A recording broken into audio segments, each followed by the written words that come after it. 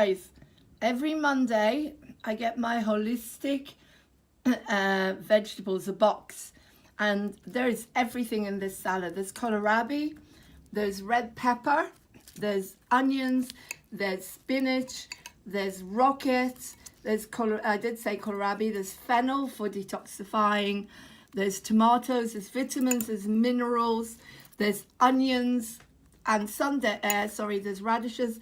So Monday is holistic Monday. There's cabbage. It just lasts forever with me because it's just me in the house. So that everything lasts for like 2 weeks. And there's avocado, and everything is organic. I'm going to try and interview Abel and Cole about their salads. But in the meantime, I'm going to take a I do like Monday. I do like Monday. I do like Monday. 'Cause I get my salad. Hey guys, welcome to Moving on TV. It's getting so clear and the time's still waiting. Hope you're feeling good today. Hope you're having a beautiful day.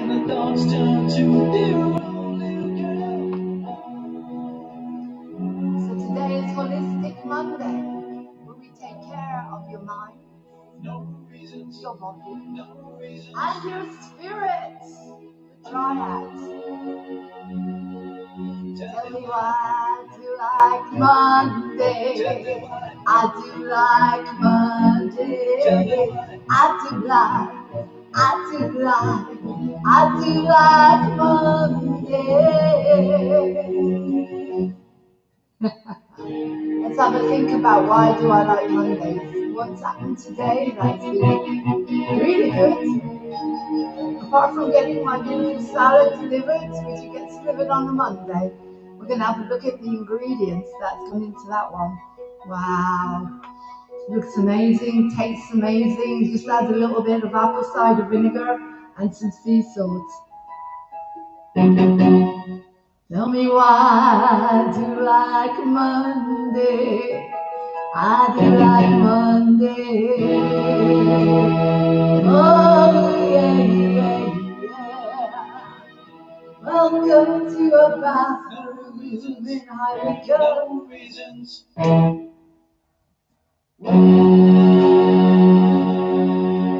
Tell me why I do like Monday. I do like Monday. I do like Monday. I do like Monday.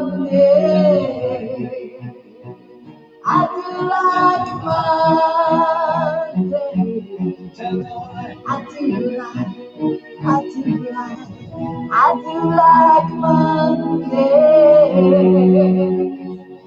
Let's talk about it. Thank you. Right, so the first thing is I do like Monday. Okay. I haven't been on for a week. It was my birthday last week. My God, it's gone so fast. I can't believe it. Right. Why do I like Mondays? I came on today because I want some consistency with some programs, right?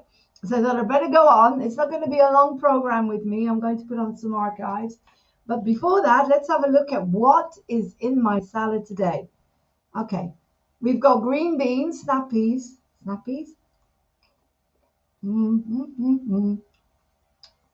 We've got corn,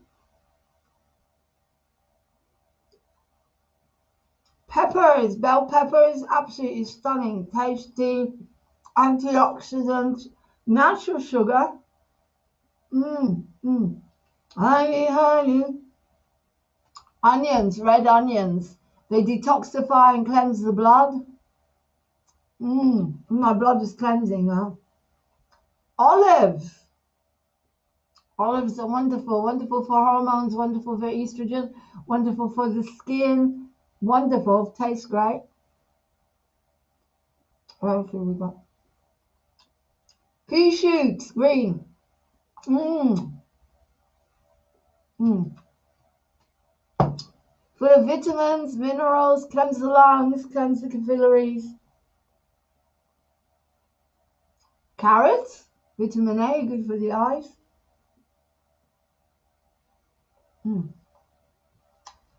What else have I put in there? Avocado, somewhere or another. Avocados, absolutely incredible. Vitamin E for your skin, hormone levels. Also, apple cider vinegar, absolutely wonderful to build up your natural bacteria in the stomach if you have these digestive issues. Fruit, I thought. Blood, iron, iron circulation, clears the head, clears the brain. Sea salt detoxifies and cleanses. What else we got? Apricot kernels prevents and heals cancer. Pumpkin seeds. Pumpkin seeds are really good for men, for prostate. We got very good for fluid retention and the bladder. That's in my salad. So go off and make yourself an amazing salad. Now, what else good happened today? I want to pass something on to you guys. We're so sensitive, especially us that are empaths. I'm very sensitive. I'm working on my sensitivity. Today, it was confirmed to me how we believe things about life and ourselves, and we take everything to heart, and we always think it's us. We think it's us. We always think it's us that's created the situation. I was pretty upset the last couple of days, well, maybe the last couple of weeks actually, because of something to do with a kind of job offer. And I took everything so personally. And today I got a call from someone who told me how brilliant she thought I was and how suited I was, and nothing to do with me at all. They had a big meeting and everyone's going through the same thing. So it's nothing to do with me. I have this crazy belief system that something starts off really well and then it goes horrible, goes weird, it goes pear-shaped. And I thought it was just me. I thought it was me that was causing it, but it was nothing to do with me. We discussed it and she cleared it all up and said she's really happy with my interviews and stuff. So hopefully I'll be starting a job soon. I'm not going to say too much, but she thought I was very good at what I do. To do with my psychic readings, I'm just going to have some soup. As you know, I eat and I drink soup while I'm on here.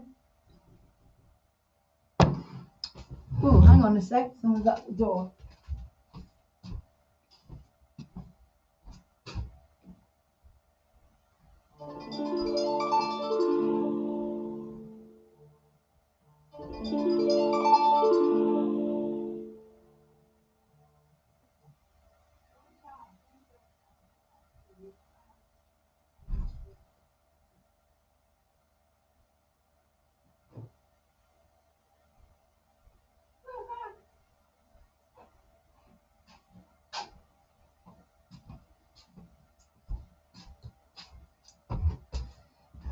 That was crazy. There was someone at the door and then the phone rang at the same time. I think someone had sent me some presents for my birthday for last week. Who is that ringing me? I don't know.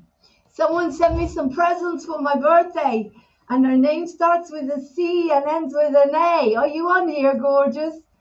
I'm going to open them soon and see if they're from you. I love getting presents. So that makes Monday even better, doesn't it? I've got lots of stuff that came. Right. So anyway, what I'm saying to you guys, stop taking everything so personally. It's not about you. It's not. A lot of the time people are going through similar. You need to discuss it. And the minute you communicate and discuss your fear or your belief that you think that something's not working, guess what happens? The magic happens, and you find out it's absolutely nothing to do with you whatsoever. Everyone was going through the same thing, and she explained it to me. And she even is going through it. The boss, right? So that was very healing. So what I'm saying, guys, is if you're having issues, it's not always about you. Sometimes it's to do with someone else. Someone else may be struggling. Oh, it's hot in here. Someone else may be struggling. Someone else may be going, something might be happening that is completely out of your control. And so today I found out that it's nothing to do with me, nothing to do with my interview. My interview was very good. I got really good reviews for my interview.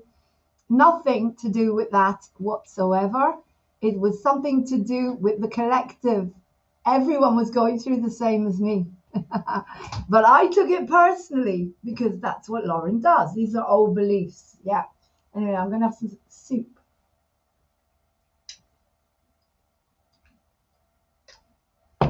So, don't take things so personally, guys. It's not always about you. Sometimes it is. But once you've done your side in it, it could be someone else. It could be something else completely different. So, that's what's so good about Monday. It's finding out that you're not to blame for the beginning and the end of the world. You know what I mean? You're not. So that cleared that up for me, and it calmed me down, made me feel good. And so I've let go of that old belief of things going pear-shaped very quickly when they're new, like everything's brilliant and then it goes. But it's not gone. It's back again. It's transmuted into a different vibration. And this person is so beautiful, such a beautiful soul. She actually gave me her experience, which was exactly the same as mine. Weird. So there you go.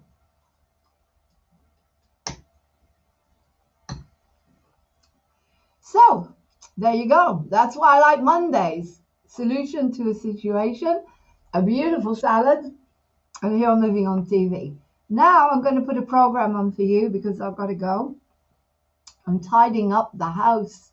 I put some. Do you know there's a group called Clutters Anonymous? I'm not kidding you. Alcoholics Anonymous, NA, which is Narcotics Anonymous. Overeaters Anonymous. There should be Over Speakers Anonymous. That would be me. Over Talkers Anonymous. Little Rabbits Anonymous. That would be me as well. Scared of everything sometimes. Shocked Anonymous. PTSD Anonymous. Clutterers Anonymous. Gamblers Anonymous. Twin Flames Anonymous. Oh my God. Yeah, we need that one. Everything. There's an anonymous. Divine Feminines Anonymous. Divine Masculines Anonymous. CONVID Anonymous. Want to become famous. 8 was Skyline 346. Thank you. Right. Anyway, want to become famous Anonymous. I'm going to leave you with some therapy while I get on with tidying the house, doing what I have to do. So, feel good. Dance, but don't dance like crazy. Lauren did and injure yourself.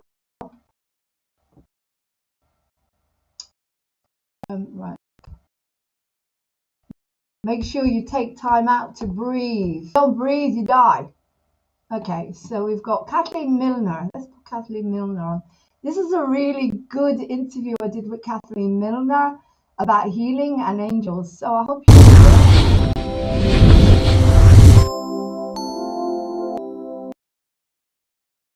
Hi guys, welcome to Moving On TV and the Holistic Show. You're just about to watch a really exciting interview with Kathleen Milner and the books that she's written. Sit down, have a cup of tea, and watch the Holistic Show. So, hi, Kathleen, and welcome to Moving On.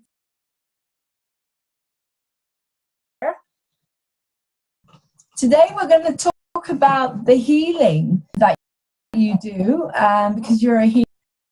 And I just want to explain to my viewers, you became a healer. Something happened. You had some experiences and you became a healer. So would you like to tell us a little bit about it? Well, I was actually born with healing and psychic abilities, but I was born long enough ago that my parents did not approve of a child who could talk to angels. And so gradually over the years, you know, I just shut down. These abilities shut down. But occasionally something would happen, only it would be like full blown. And after I got married, there was one day that I looked in the mirror and I thought, I am exactly who and what my parents and my husband at the time wanted me to be. And they still don't like me. And it wasn't long after that that I got a divorce. And that's when I prayed to God that I wanted the abilities that I had as a child to come back. And so it started with prayer. And slowly they did come back. And then I was guided to take different classes. And one of the classes that I was guided to take was Reiki. I went to a demonstration by Helen Borth, and I could see that healing was actually taking place. And so I took the class, but the thing of it was that I could do more healings before I took the class than after I took the class. And I asked why.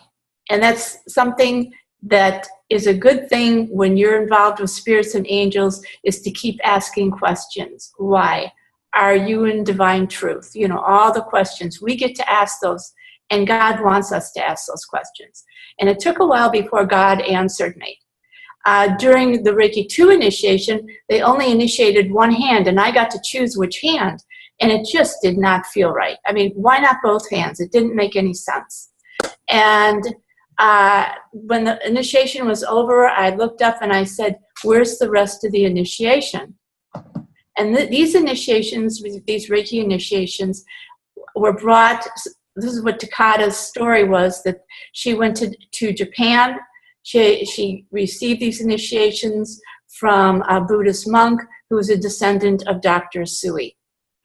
And I was guided to take other classes too. I took shaman classes, and I found out that this is the way that I worked with angels when I was younger. I didn't draw symbols. I didn't place my hands on any way. I closed my eyes and I watched the angels worked. Okay. So I learned about that. And I don't know how this happened, but I was invited to speak and do a workshop at the Whole Life Expo in New York. This was in the early 1900s. 1900s, 1990s. I'm not that old. Okay. That makes you a very old lady. So I went to the workshop was, well, the lecture was packed, and then the workshop was packed. And then I found out, which I should have gotten money from, you know, a percentage of the money from the workshop. But a friend of mine told me that they declare bankruptcy and after each Whole Life Expo. So then they called me and they asked me if I would like to speak and do a workshop in Los Angeles. But I was one step ahead of them because I knew, and they wanted to give me a booth in exchange for doing all this. But I'm one step ahead of them because I know that it's either the booth or nothing, because they're going to declare bankruptcy. So I took the booth, and it was a big table, and I hadn't written any books. So I recorded a meditation that I used to give when I would do classes. Matter of fact, there was a meditation on each side. So on this big table, all I had were these, you know, a couple of stacks of audio tapes. And then somebody came along, and I was doing healing demonstrations, and I do them, and I still do them on a donations are accepted basis. And one man came up, and he wanted a healing, and then he went off and talked to his wife. She came, I did a healing on her, and they asked me to come back to LA and do a class at their house. So, you know, then they put up a sign-up sheet. So now I've got the audio tapes and a sign-up sheet. And a lot of people were impressed. A lot of people signed up. So I was able to give the sign-up sheet to the man who was setting up the classes. And then I went to Marcy Miller. My friend Marcy Miller was renting a room in this ashram, which is really a Los Angeles home, a one-story Los Angeles home.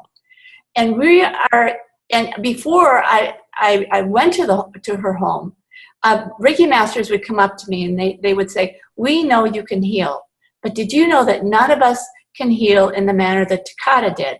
And there are written, documented testimonials of her doing actual healings, and even one of her raising the dead. Okay, sorry to stop you there. Can you explain a little bit about Takata? Well, Takata, like I said, she was a Japanese American, and after World War II, her claim was that she went to Japan and brought back this healing method from Japan called Reiki. It came from a man named Dr. Usui, who had been a Buddhist monk. He went to the University of Chicago and got a doctorate of theology. But there are several problems with her story, is that the University of Chicago has no record of anyone named Mikao Usui, Dr. Usui, anyone like that, even attending a class, let alone graduating. And the monastery where he was supposed to have been a monk in Japan has no record of him even visiting. Right, that's interesting. So what I learned just a couple of years ago, because I had this consciousness raising experience with Buddha when I was in this monastery with Marcy. And Buddha will come to me every now and then, and he'll tell me something new, or bring the healing energies of Terramai up. And what he told me a couple of years ago was that Takata did not get this in Japan, that she had a consciousness raising experience with Buddha in Hawaii. Right. So you channel Buddha. You channel the spirit of Buddha. I channel like that photo that I sent you with the light coming down into my head and into my heart. I channel healing energies from God. And every now and then, my consciousness will shift, and it will shift and I'll connect with Buddha.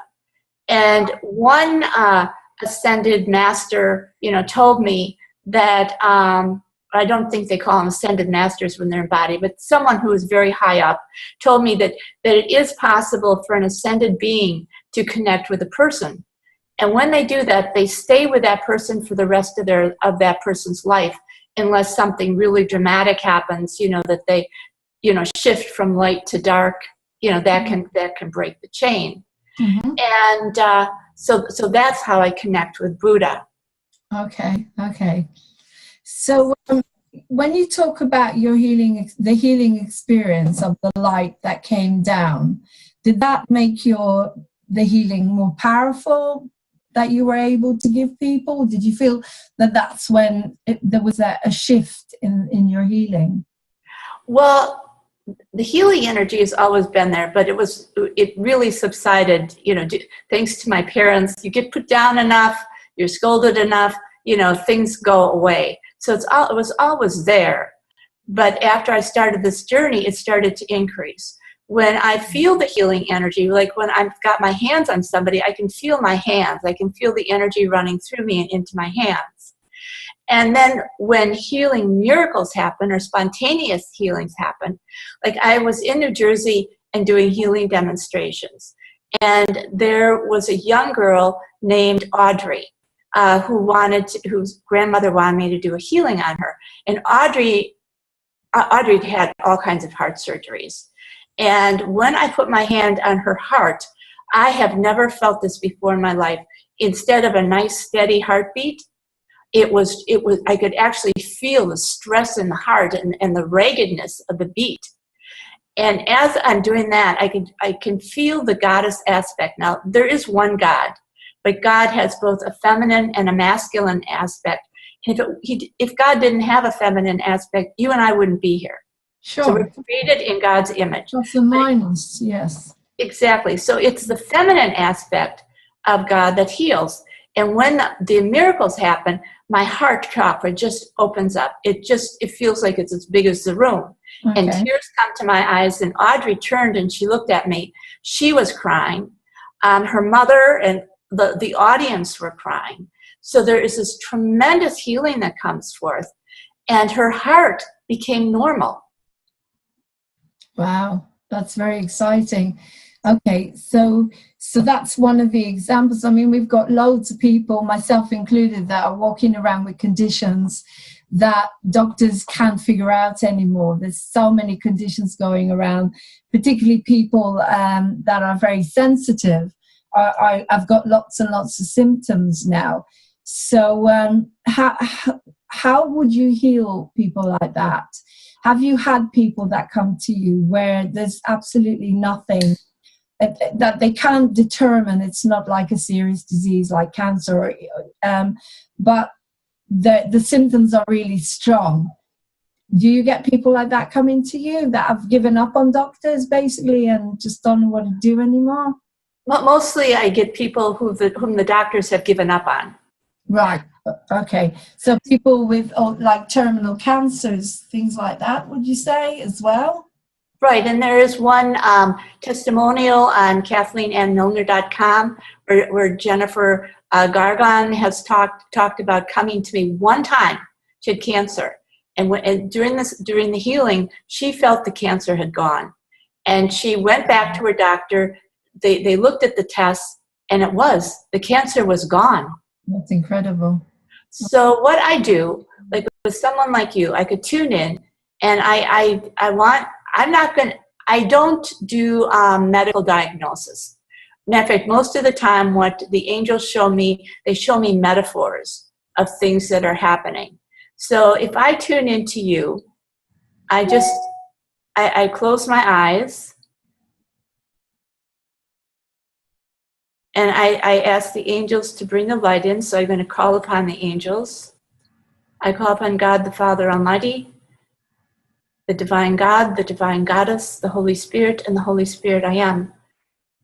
And through you, I call upon your great archangels, Sariel, Sariel, Sariel, Sarakiel, Sarakiel, Sarakiel, Gabriel, Gabriel, Gabriel, Michael, Michael, Michael, Raphael, Raphael, Raphael, Zadkiel, Zadkiel, Zadkiel, Amiel, Amiel, Amiel, Daniel, Daniel, Daniel, Israel, Israel, Israel, Jophiel, Jophiel, Jophiel, Camuel, Camuel, Camuel, Reguel, Reguel, Reguel, Ramiel, Ramiel, Ramiel, Ariel, Ariel, Ariel, Uriel, Uriel, Uriel, Pathael, Pathael, Pathael, Barakael, Barakael, Barakael, Azrael, Azrael, Azrael, Raziel, Raziel, Raziel,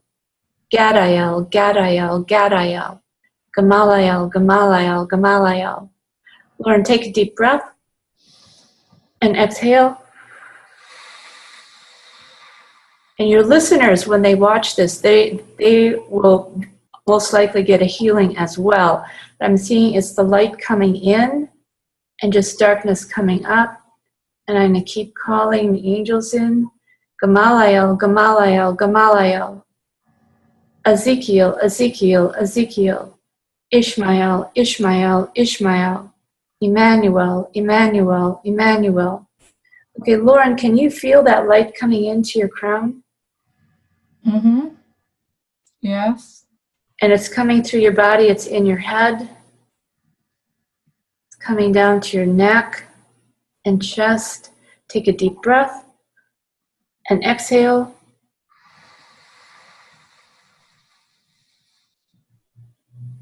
So it's kind of like in architecture, in building, they have to prepare the ground. You know, the ground has to be level before they can put a building on it.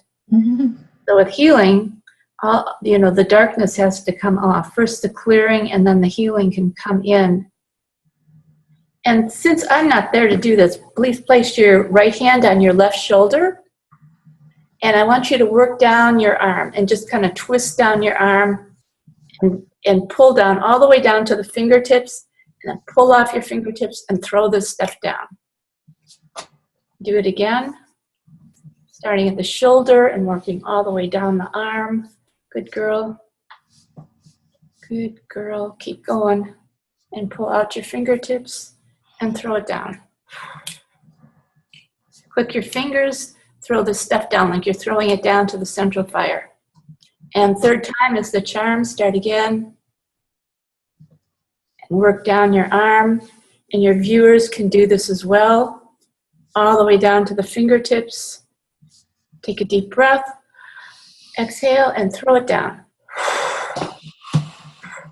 Sending it down to the fire. Good job. Good job. Okay, now tune into both of your arms. Is there a difference between your left and your right arm? There's always a difference between my left and right, yeah. Okay, what's happening? What's different between your left arm right now? Oh, you mean at the moment? Yes. My left is tingling.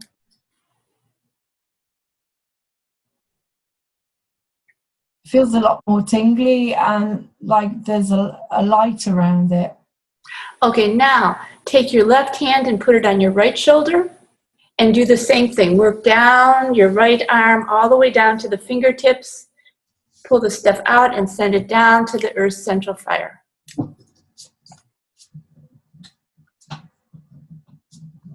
Okay, again, all the way down. People at home do this as well. All the way down to the fingertips, pull it off and send it down. Again. Everyone can be doing this with me. Exactly, exactly. No, I look like I've changed my color because I've gone so dark. There's not light in here. The light's behind you. Okay, Yeah. how does your right arm feel now? Yeah, tingly. Tingly as well? Okay, let me ask the angels to bring more light, more heavenly gold, diamond white light, diamond silverly light into your crown and through your body.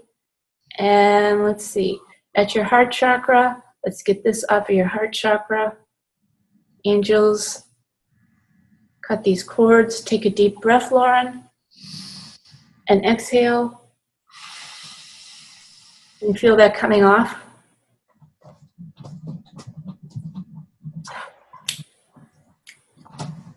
Did you feel that pull coming off?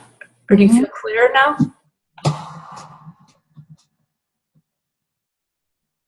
Okay, now the back heart chakra, angels grease this up. Feel a lot lighter. Do you feel sometimes like you've got a strap around you? Okay, let's get this. Let's unbuckle. Like that, I have a massive blockage in my throat, and I'm a singer. So it's not good. No, Absolutely. that's not. Let me get this thing off of your heart first, because you also sing with your heart. Yeah. And Okay, that's where it is as well. I've had a lot of grief Okay, take a deep breath where a lot is stuck at the moment. and exhale. People at home do this as well. Do you have problems with your left shoulder? Terrible. Left shoulder, neck. Yeah, very bad. Yeah. Okay, but mostly your left shoulder as opposed to your Yes. right. Okay, Yeah. all right, let's go in. All right, angels, bring in quick light, angelic grease lightning, cleanse the angelic showers, the energies of the blue stars, lift this up. Also the side of your left neck, is that true? Yes. Okay, let's get this thing off of her.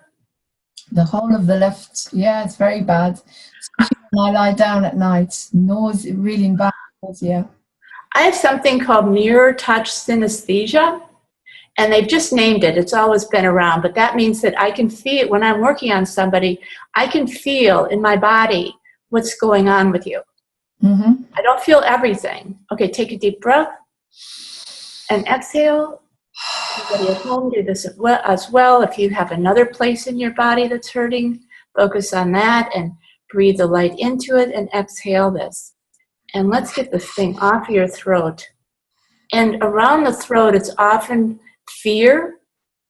Yeah. So let your fears come up, all your fears. Let them come up and exhale them. Give them away to the. So anyway, that was really powerful. And I do feel, a lot more flexibility in my body, I must admit. what Okay, well, let's get rid of some of these blockages that you were telling me about. Yeah. All right. You have Okay. people, I want to make this generic because a lot of people are going through so much now. Right. People have money blocks. People feel there's a lot of chaos going on in our world. It's like people are talking about the ascension and loads of symptoms, and people are not being treated very respectfully. People are not getting back to them. And so there's a lot of stress going on. So how would you help people like that? I mean, is there any way they can help themselves, or would they need to come to you to do the healing? Can they do it on themselves, or how would that work? Well, there is something called the Wednesday night 8 p.m. clearing, and it's been going on for 10 years. It started in August of 2008. Every Wednesday, people all over the world, wherever it is 8 o'clock where you are, they tune in and they say, please, angels, God's angels, please connect me to the Terramai healers who are doing the clearings. And then they can work for as long as they want. They can meditate, they can pray, they can do whatever spiritual aspect they want for whatever they want.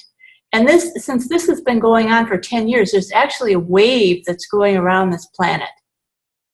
And so we can call upon angels of God, please connect us to the Wednesday night clearing wave and to the Terramai healers who are doing the clearings, healings, and prayers for abundance and love. So what I want you to do, and I want your viewers to do, is to breathe in the energies of abundance. Mm-hmm. And I'm going to ask white flames to blaze through the blockages and burn them to the ground. Keep breathing in prosperity, and prosperity is more than abundance and money. It is money, it's gold, but it's also so much more. It's respect, it's love, it's joy, it's fulfillment, it's success. And we're going to also call upon the September new moon, which brings success and opportunities. We're going to call upon these two energies, the energies of the September new moon, success and opportunities, and the Wednesday night clearing wave. And just feel the energies of the Wednesday night clearing wave coming through you, clearing away the blockages. Blockages in your body, blockages in your life. And like you said, lots of people are experiencing blocks right now, an inability to move forwards. Yeah, there's a lot of that going on. The energy, A lot of people saying that. the energies of the new age. What's it like to go into this golden age or new age? It's like an elevation of consciousness and an elevation of our DNA. Because Edgar Cayce saw us going into the golden age with whole, healthy, youthful bodies. And that's how it's going to be done. Our DNA is going to be elevated. So just you, Lauren, and your viewers, close your eyes and just feel inside your body. Feel your DNA elevating. Feel all the blockages being taken away. Feel the energies of the goddess, the healing energies of the goddess coming into you and through you. Feel doors of opportunity opening for you.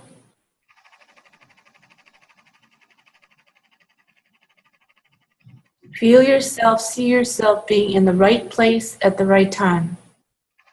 Take a deep breath and exhale. Just feel these blocks. Feel your sorrow, anger, and fears leaving. Just let them go. Give them to the angels. Feel them dropping away from you. And the light's coming into your crown and going down through you. I don't know if your viewers can see this, but I can see your aura on this side of your head. It's yellow and gold and white. So I don't know if this is coming through the camera or if I'm just seeing this. That would be interesting. You might ask your viewer what they're seeing. My aura. Okay. Thank you. This is absolutely brilliant and very effective, for people who are watching, because it's interesting that we actually have gone to that level now to talk about the ascension and what's happening, because I feel that a lot of healers and a lot of light workers like myself, we're struggling because we feel that it's taking too long. you know, and we keep seeing that things are going to change, and you keep hearing about the connection to alien forces and the ascension, and you know, this reset and change where it's going to be better, it's going to be more equal, where money's going to be, you know, where everyone have what they need, and yet it just doesn't seem to happen. It's like people are just keep hearing about this stuff, and I know a lot of light workers like myself say, yeah, we've heard it for 3 years now, 4 years, but we're getting to a point where things are really, really getting bad. You know, the way the world, the system and the way the world is being run now is getting to such a level where we have to see some changes for people. You know, like we are humanitarians, and particularly what we can see what's happening with children. There's such awful stuff going on in our world that when you are a light worker, and I know there'll be people will be watching this will be light workers and humanitarians and healers. Some of them are doing really well and staying on that vibration, and some of them, like myself, keep being dragged down back into the third dimension, so to speak. Where we haven't got the patience anymore. It's like, come on, show it to me already. You know, I want to see the love. I want to feel it. You know, so how do you feel about that? Do you, with your connection to the angels and to whatever you're in touch with, is it coming soon? It is coming soon. Everyone's asking when. Well, it's coming to the point. I used to live in Arizona, and I was on the Hopi Reservation, and I saw Prophecy Rock. And on it, there is a stick figure of a man walking on the path, on the timeline. And then the timeline divides and goes in two different directions. One where there are dying people and dying plants, and the other where there's happy people and happy plants, and the steps keep going up. And people used to think that the world was going to go in one way or the other. No, this reality is going to split in half. This is going to be very unusual. And that's what the full moons and new moons for over a year. It's like the heavens have been saying, make a choice. It used to be that voodoo practitioners do both healings and death spells. They can't anymore. They have to make a choice. Which side are you on? Yes. These the politicians serve special interests and supposedly the people. No, you've got to make a choice. You can't serve both. Who are you going to serve? Are you going to serve the people? Sorry, they're going to be given a choice to go with the light, or if not, then they can't progress. I've heard that. Well, we choice now by our thoughts, our words, our deeds, our actions. We're actually our vote now which way we're going to go. Try to wait. I know that I've heard about people who want to wait till the last minute, who are really living in darkness. And I say, well, at the last minute, I'll get out of this and I'll ask to go to the light. No, it doesn't work that way. It just doesn't. So how long is it going to, basically, do you know approximately? Because you've got messages coming from, I don't know if you know about David Wilcock and Conscious Cosmos and stuff like that, where they're talking about that they're going to do this mass arrest of a whole people, and then there's going to be a reset probably for a few days, and then everything's going to change, and they need time to do that. Like they have to do it when these people don't know that they're going to do it, like a shock kind of thing. So then everything's going to change, and people need to have water and food and stuff like that for the ascension. So there's so many theories going around that there's so much confusion. I don't think anybody knows. And then you've got a whole of lots of society, like I'd say probably 98% society, that are just stuck getting ready for Christmas, and they don't even care. They don't want anything to change. So how is this going to happen? Well, even several decades ago, I told people, I said, by 2020, if either God's hand hasn't come in or we make an active effort to break away from fossil fuels and into renewable energies, that by 2020, there won't be an Earth. You can see it with these, not only is Florence ravaging the Carolinas right now, but there's a typhoon in the South Sea that is ravaging, is about to, hit China. And these things are getting out of hand. And every year the storms get bigger and bigger and bigger because of global warming. The oceans get warmer, which feeds the hurricanes and the typhoons. The air is warming. It holds more water. And so how are we going to save humanity? How are we going to save our planet? We have to start with ourselves, and even to do simple things like recycling, just really simple things, praying, open our hearts. And I'm writing my 6th book right now. It's called Awakening the Spirit Within, the etherical cord between the heart chakra and solar plexus.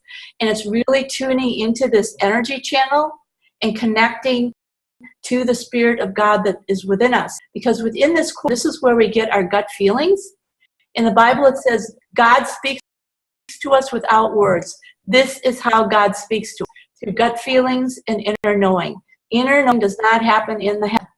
It happens inside of us. And we have to start listening to that energy, that voice within us, our own connection to the divine. And when you can do that, you can kind of get above things and just get the feeling, you work and you work, and you get the feeling that everything's going to be okay. Then you remember that feeling. Like one time I was divorced and I had, a preteen kids, and I ended up getting this horse. And I was painting because I used to be represented by Wright Gallery in Chicago during the 1980s. And I'm painting this horse.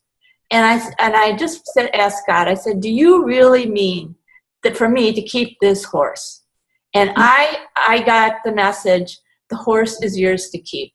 So every time things got bad, I would just remember that painting, and I just put myself in that situation where I knew that things were going to be okay. So that's what you want to do. Work with the Wednesday night clearing. Get to a point where you know inside yourself that things are okay. And then when the world is down, go back to that moment when you knew that everything was going to be okay. Okay. So let's go back to the Wednesday. How can people join the Wednesday healing? Is there a website that Yes, KathleenAnnMilner.com. Sorry, can you say that again? KathleenAnnMilner.com. Kathleen N. Ann. No, not Ann. Ann. Like Ann Boleyn, but without the E.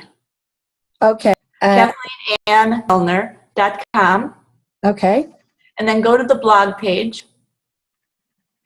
And then all the posts are listed alphabetically, and I think Wide Wednesday Clearing. And click on that.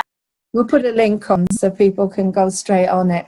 And so they can join that, and every Wednesday evening, time differences. No, it's 8 o'clock 8 p.m. wherever you are. Oh, okay. That's why this wave was created, because at 8 p.m. is in the 24 time zones, and then if people cannot participate at the time when it's 8 p.m. in their time zone, they can all start at the top of any hour and say, okay, angels of God, please connect me to wherever the hour is 8 p.m. and the Terramai healers who are doing the clearings, and participate that way. So this huge wave, we can have 10 years, every Wednesday, huge wave of energy going around this planet.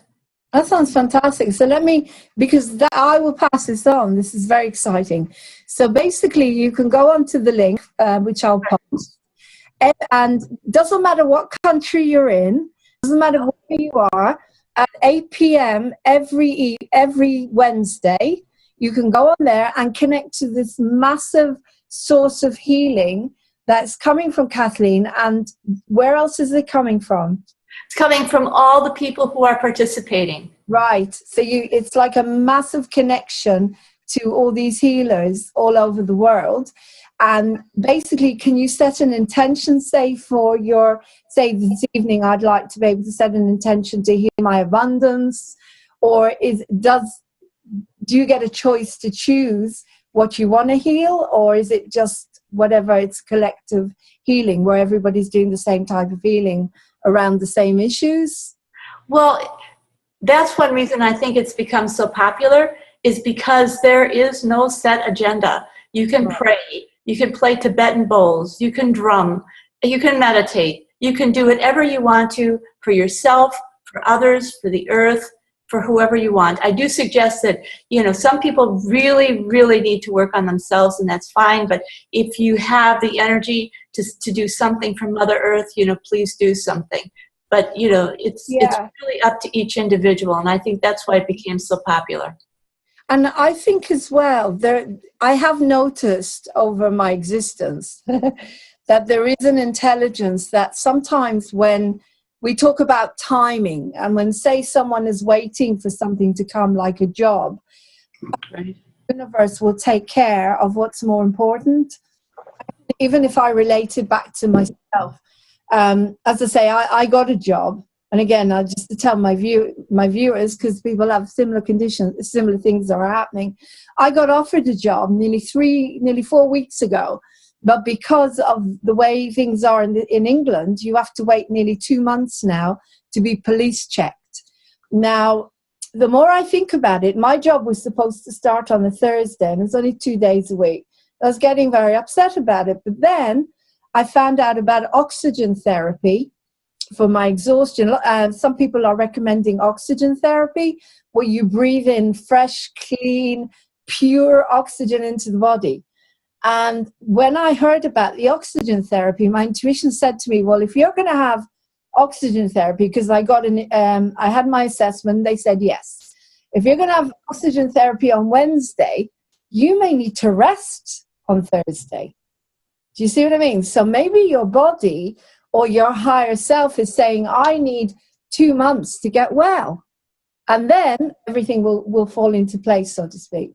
That's because if you could tap into your spiritual intuition, it will give you an answer. So I was able to get past my anger at not working to understand that maybe I'm meant to get well first before I could actually go out there, because sometimes you're going to get healing crisis.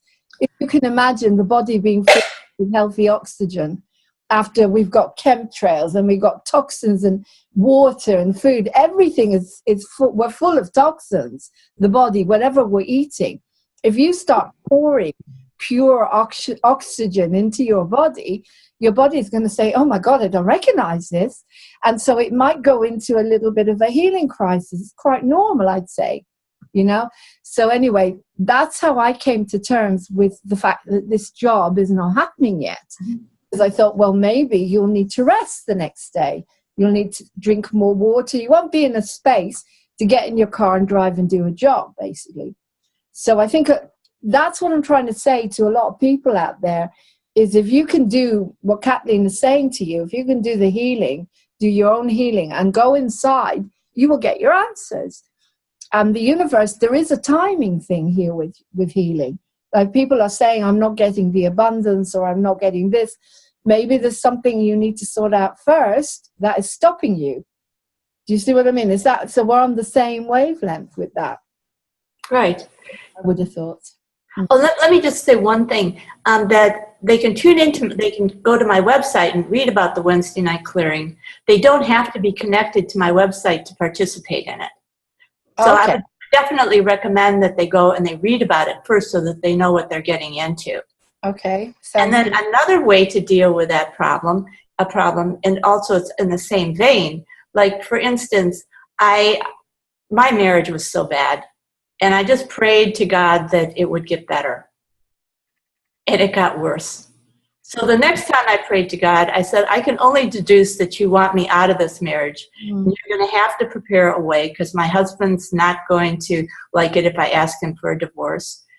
And I couldn't believe it. He bumped into this woman who, when they were in high school, she was a girl who was madly in love with him. And so he started an affair, and he asked for a divorce. Well, there you go. So then I asked God, I said, okay, God, now you're going to have to take care of me and my children, because I hadn't graduated from college. gotten married before I graduated. Then I had to go back to college, and you know, everything was always taken care of. I mean, I had to work, but I mean, it was always taken care of. So that's another way to do it. Say, okay, God, show me where you want me. Or I surrender my whole life to you. Get me where you want me to be. And then listen to in here. And the more you listen and the more you act upon it, the smoother things go. And oftentimes these gut feelings are absolutely ridiculous. Our left brain goes, what the heck? You want us to do that? Are you serious? But when you take those steps and you actually work out what this gut, what your inner knowing is telling you, everything magically works out. Sounds amazing. Yeah, I've heard people talk about that. As I say, there's a lot of people, when you talk about God, how would you describe your belief? What is God to you? God to me is so big, so massive, so multidimensional, we cannot possibly comprehend. So that's why, you know, we like I said before, we think about God. God is both feminine and masculine. So we think about God and goddess. They're all part of this one being. God the Creator, one being. The Jewish religion has different names for different aspects of the same God. I believe in Jesus. I do not believe he was the only Son of God. And I've had the Dead Sea Scrolls that were written at the same time as the Gospels. He never claimed to be the only Son of God. Yeah. I believe that he is the avatar of the Piscean Age, and I do believe in the second coming. I believe that he is coming, and he's coming very, very soon. What does that mean? This is what we're talking about, this ascension, where souls are going to ascend? No, I don't believe that. I believe it's the ascension of our consciousness, the ascension of our DNA, where one path is going to go one way and the other path is going the other way. Yeah. Okay. So, but I believe that Jesus will physically walk this planet.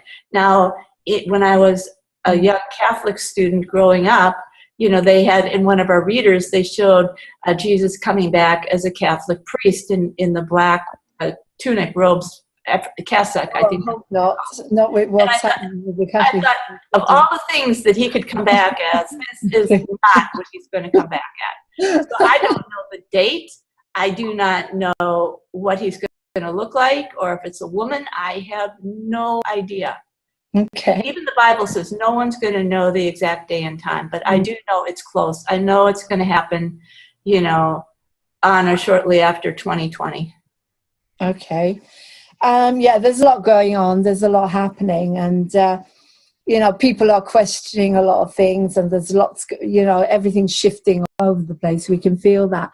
I'm not going to go into my belief systems. It's about what we're talking about here is about yourself and your healing. And do you want to? Just going to have a quick break because I need to do an advert. Okay. Quick advert.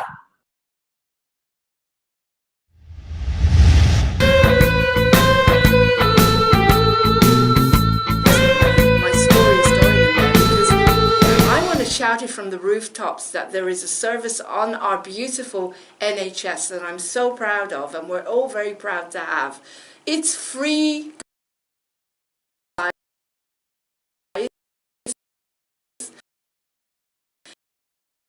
Does it even exist?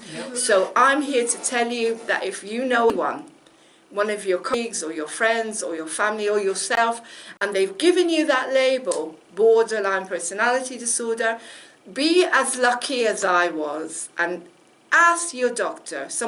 They told me, because I wouldn't take medication, ask them, can I please try what Lauren tried? The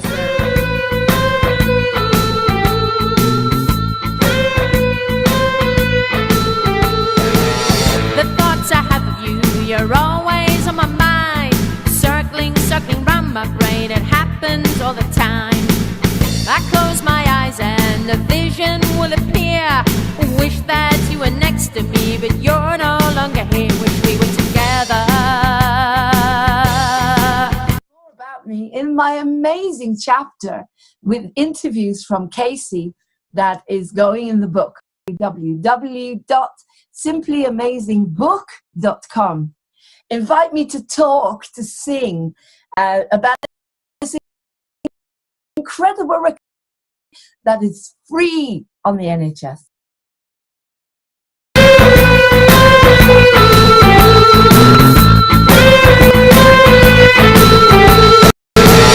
The thoughts I have of you, you're always on my mind. Circling, circling round my brain, it happens all the time. I close my eyes and a vision will appear. Wish that you were next to me, but you're no longer here. Wish we were together, not all alone. Wish we were together,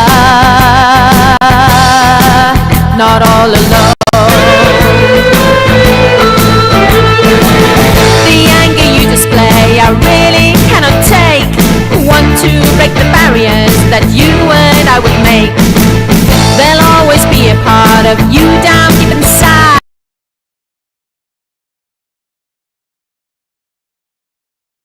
Back. So welcome to Moving On TV. Today I've got Kathleen Milner, and on the book show, Kathleen has released 6 books. Is that right?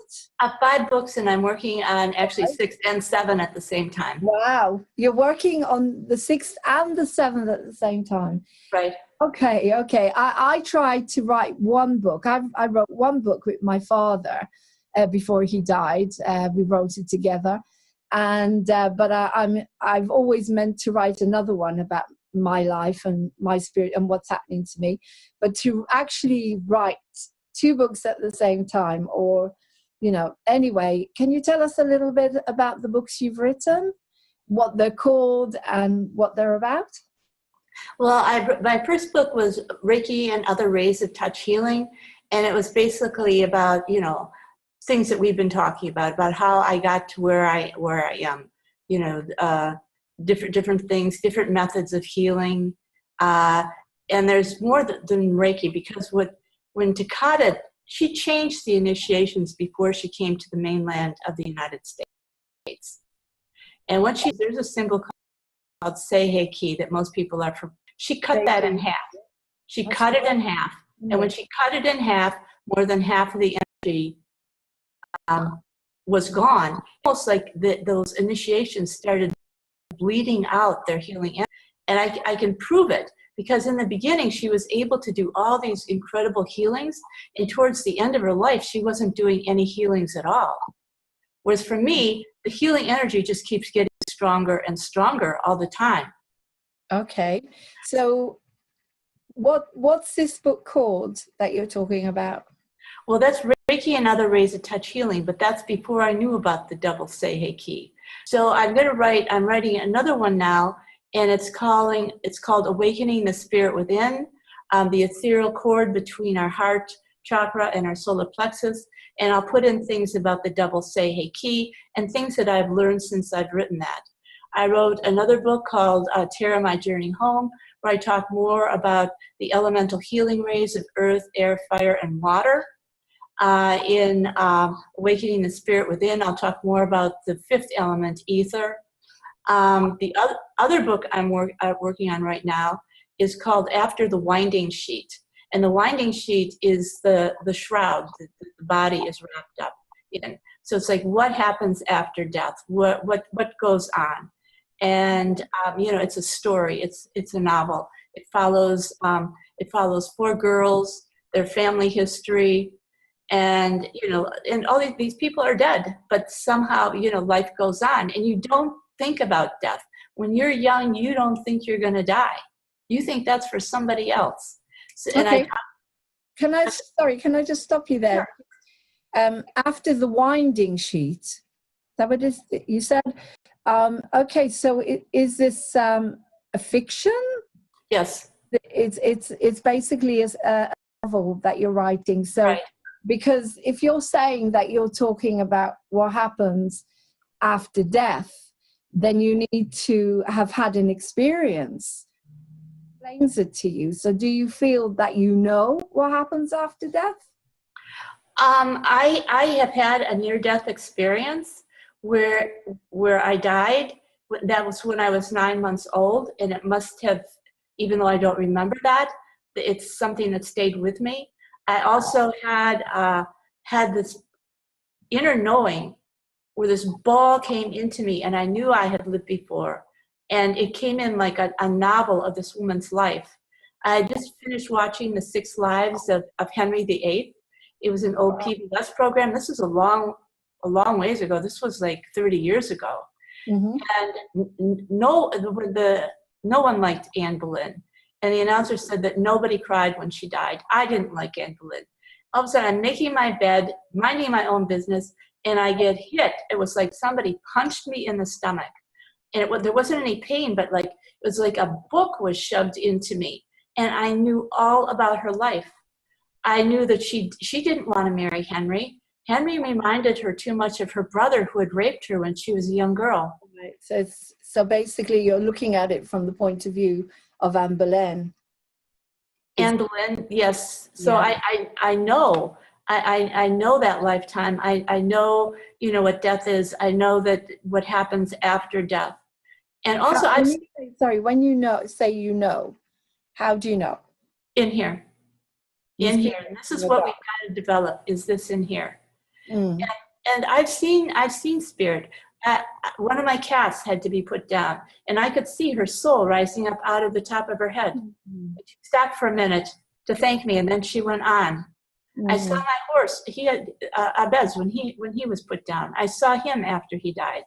I know that personality survives death. I've seen ghosts, and sometimes. Yes. Is this all in the book? Are all these experiences going in the book? Yes, all these are going into the new book. Different things that I've seen. I did talk about Anne Boleyn in my other books. I did write 2 novels, but unfortunately, the people that I had edit them, they did a terrible job of proofreading. Absolutely terrible. They're an embarrassment. So one was Richard III, White War, and the other one was Between the Worlds, about Henry and Anne. But again, I don't know where these people's heads were. I think they got, and they're supposed to be professional proofreaders. Right.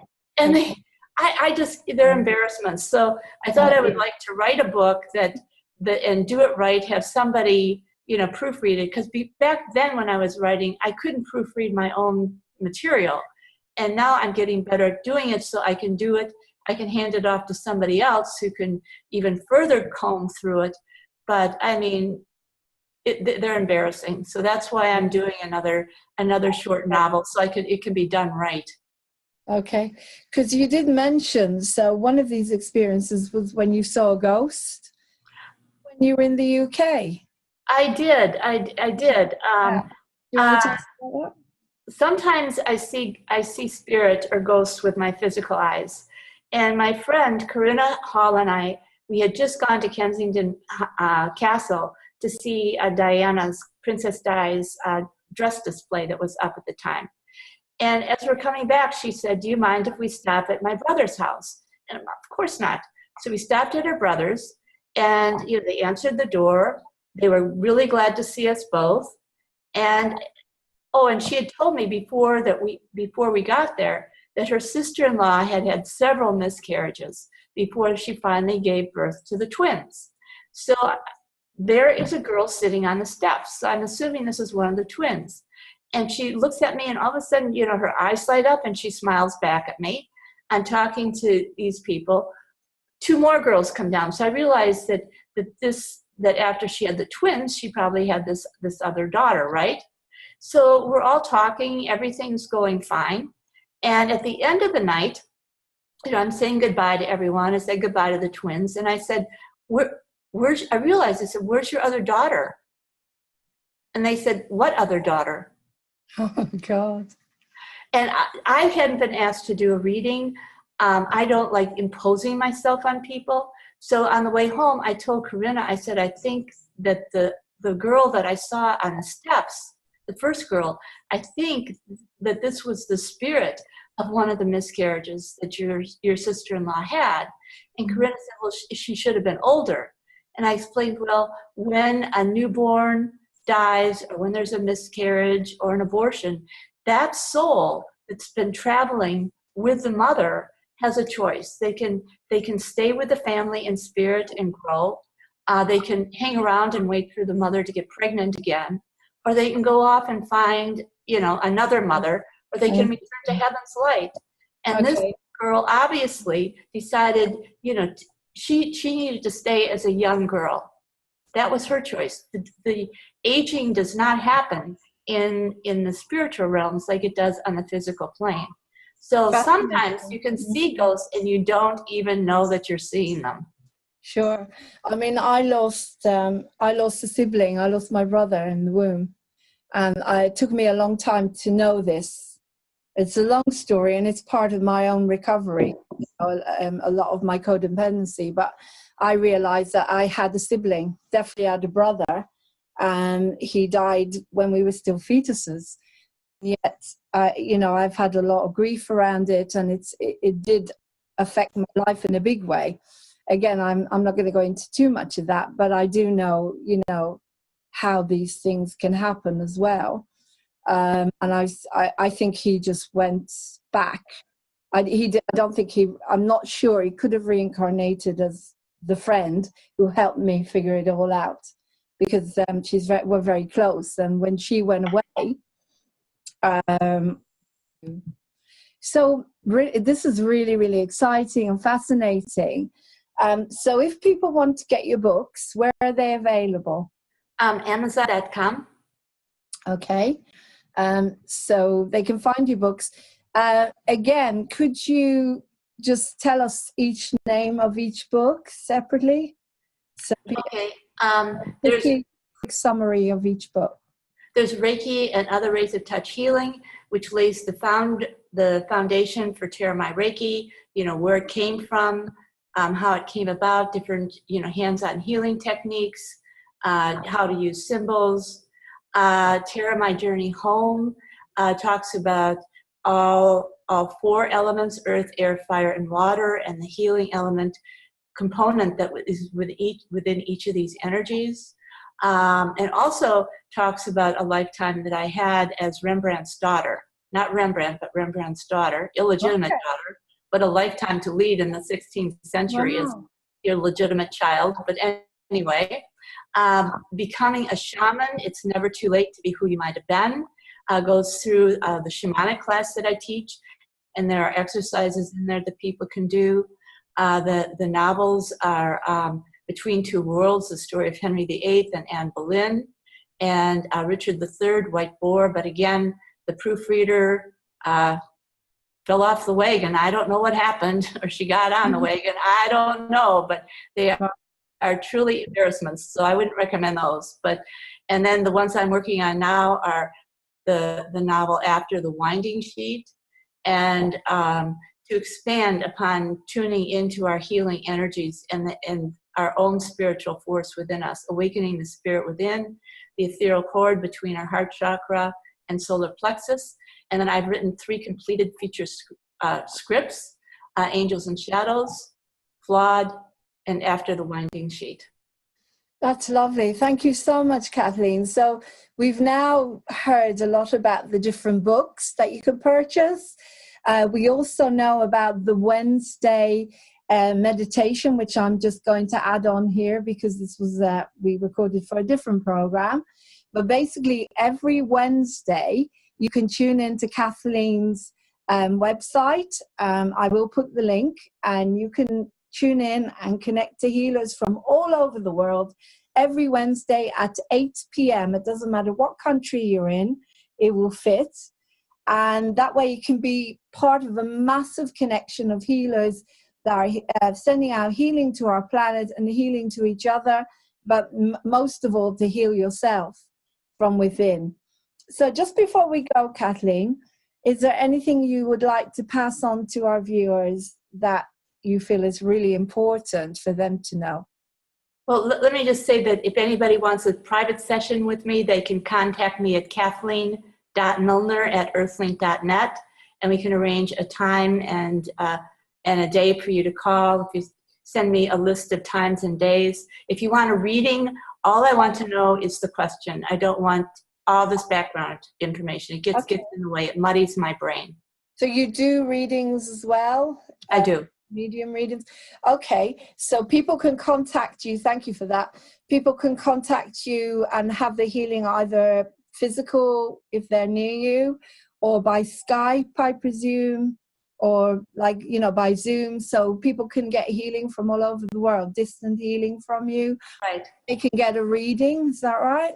Right. Okay, and just a question, because moving on TV is for people, a lot of people out there that don't have a lot of money. I try to make sure that, you know, I always ask these questions because a lot of people that are going through a lot, they don't have a lot. Do you do any kind of swap or bartering, or do you do concessions for people? How does it work? I do it on a donations are accepted basis. So people who can't afford anything at all can simply go to a church, light a candle, and pray for me. People who can give more, I mean, the most I got was $10,000 from a man who got his back healed. So the common donation is $100 to $250, but really, I mean, I do it on a donations are accepted basis, you know, so that people who really are down and out, who have this temporary cash flow, I think it would be very, very sad to say I could not afford a healing. I mean, so would they do something like, you know, as I said, you would do some kind of swap or bartering with them, so that way they can have the healing? They could, accept that, you know, oftentimes people live in other countries, so that swapping isn't you know, easy. So they can make a minimum donation through PayPal. Right.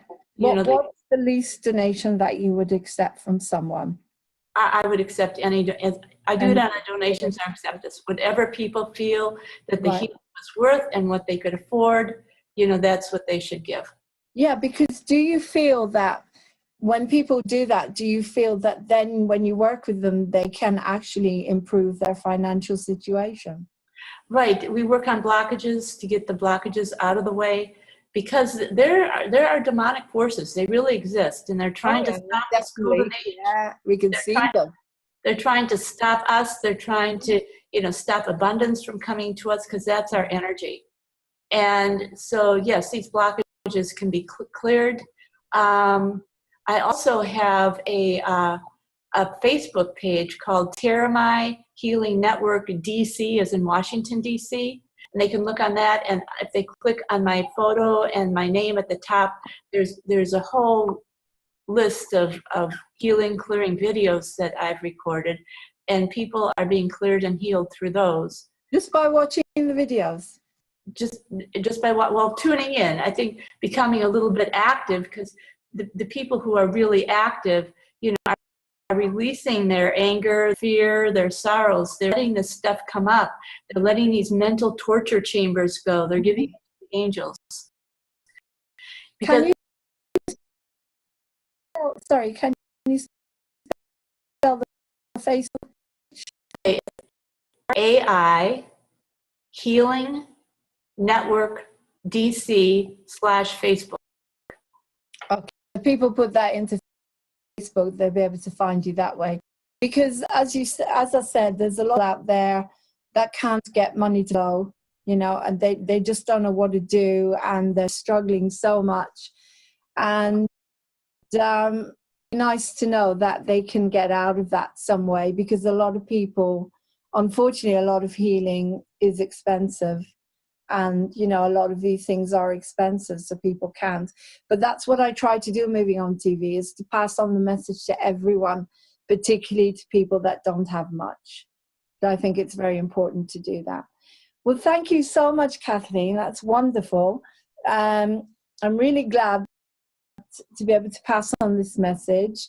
And I hope that you have a beautiful rest of the day. As here it's getting closer and closer tonight here in the UK, and hopefully we get a lot of people joining you on the Wednesday meditation, connecting and helping making the planet a better place. Right, and it's free. What else can you, what better thing can you ask for? It's free. You can do Wonderful. whatever you want. And hopefully some people will be able to get your books. So thank you so much. And I look forward to speaking to you soon. So take care. Thank you everyone for joining us on Moving On TV. And obviously if you have a story or a unique story or a book that you're releasing or anything, then please contact me at Lauren, Laurene, at movingontv.uk. And we'll get you on here and help you get your story, your uniqueness out there. So take care now. Have a beautiful day. Namaste. Bye.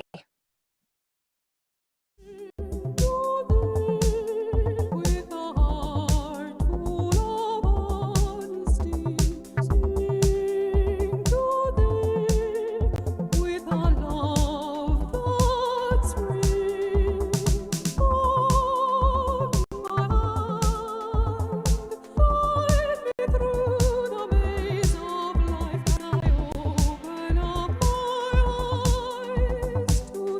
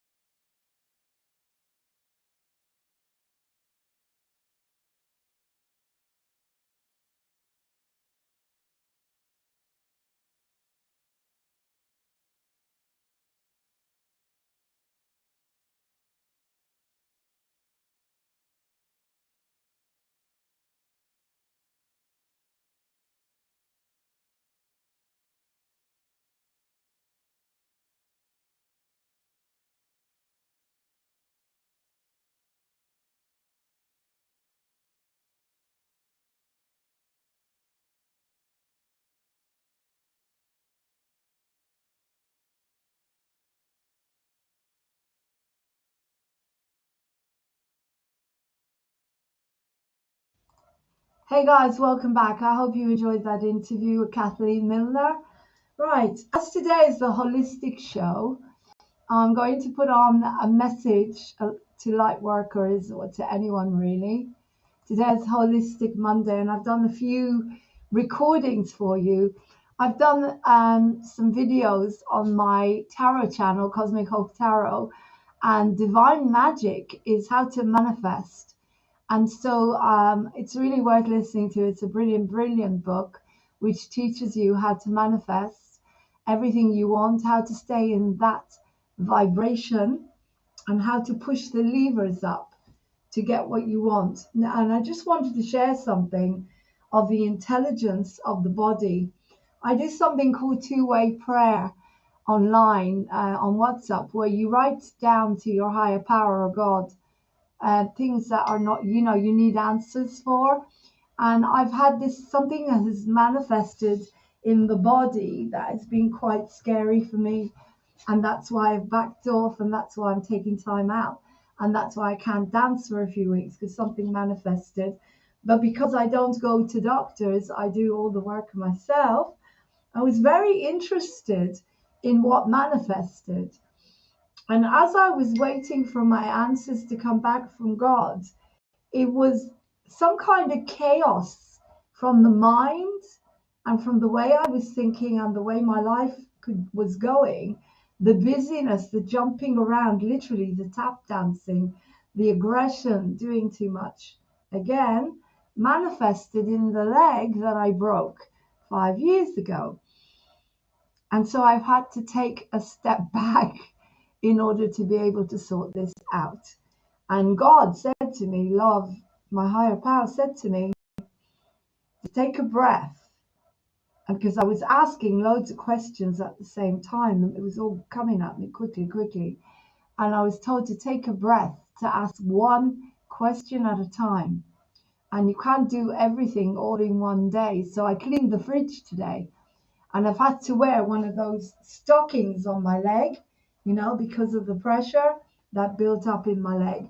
But anyway, I don't know if anyone is watching, but if you are, let's have a message here from light workers, and then we'll go into divine magic.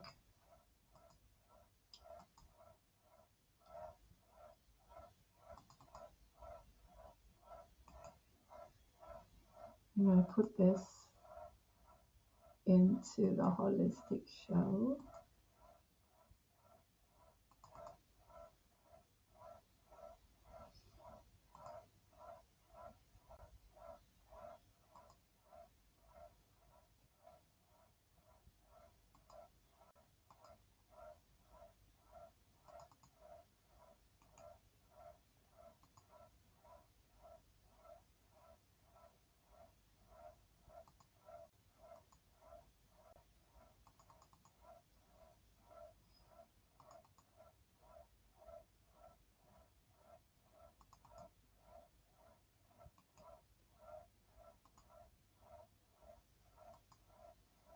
One, two, divine magic. It's really, really worth listening to divine magic. So I'm downloading it for you guys so you can watch it, and I hope it helps you with your manifesting. It's a small book designed, adapted by Doreen Virtue. Really, really worth listening to or watching, depending on. Right, so I'm going to put it on for you now. And you can also sign up for free tarot readings on Cosmic Hope Tarot. I do free tarot readings. I'm going to be reading a new book soon about soulmates and twin flames. Really, by Elizabeth Clare Prophet. And the reason I do it on there is because it's monetized. It's not moving on TV. And it's my tarot channel, so it's more suited. It's more suited. Okay. Just get this on here. And take that issues off.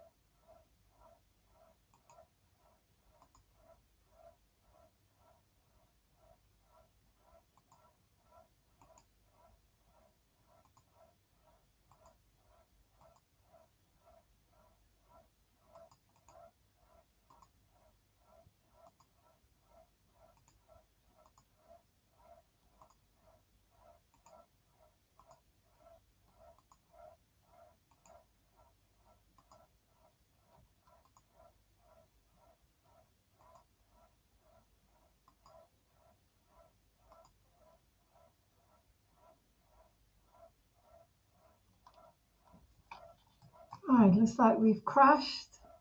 So let's get the message to light workers. But we've crashed.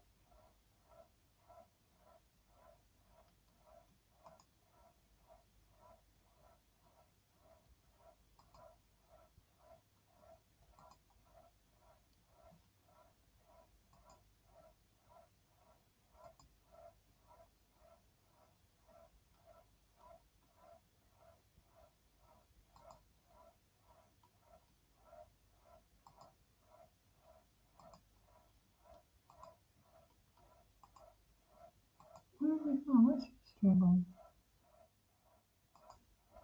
I couldn't find it there. Right, what's this?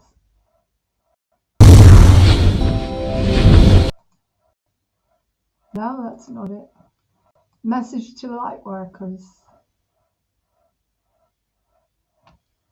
The holistic show.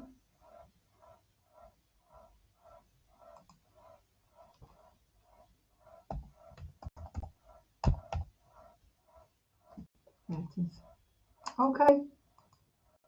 I found it.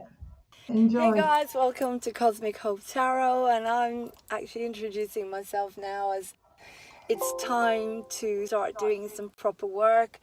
And I've been directed today to talk to you about messages from Spirit for all of you to help you to negotiate what we're going through at the moment. I am very connected, and I am very, there's things I can't say on here for obvious reasons, but you find a lot of us are trying to say that. I'm a starseed and an earth angel. I believe in mind, body, spirit. I believe that I have a right to choose what I want to do, and I do not choose what's being imposed on me. That's as far as I can go with that. It's up to you. But I would like to put through today some messages that are coming from me from Spirit that I feel are really important. Before I'm not going to do any readings because I'm in my car and I don't have my cards, but I'm going to channel through the medium that I am and the psychic that I am, the intuitive starseed that I am, and what I can put forward for you to help you to negotiate the next August, in particular, if you're watching this and you're a spiritual being, or anyone who wants a little bit of an oomph, a little bit of positivity, or a little bit of what I can tell you to keep you on a high vibration, is all I can say to you is that is the answer. You need every day to find what you love. You need every day to try to get into nature. This is what Spirit's putting across to me now. We are going through a major detox that the world has never, ever seen. There's been, I'm going to channel here.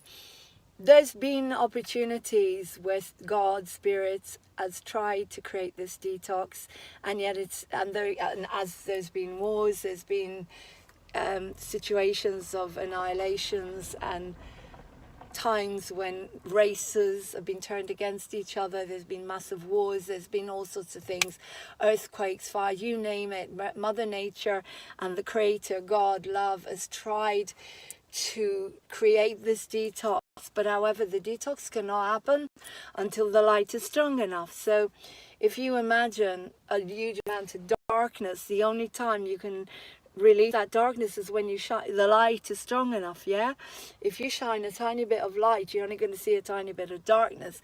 If you have a blast of light, then the darkness cannot exist. So what Spirit has done is brought down a huge amount of light in order to highlight all the darkness.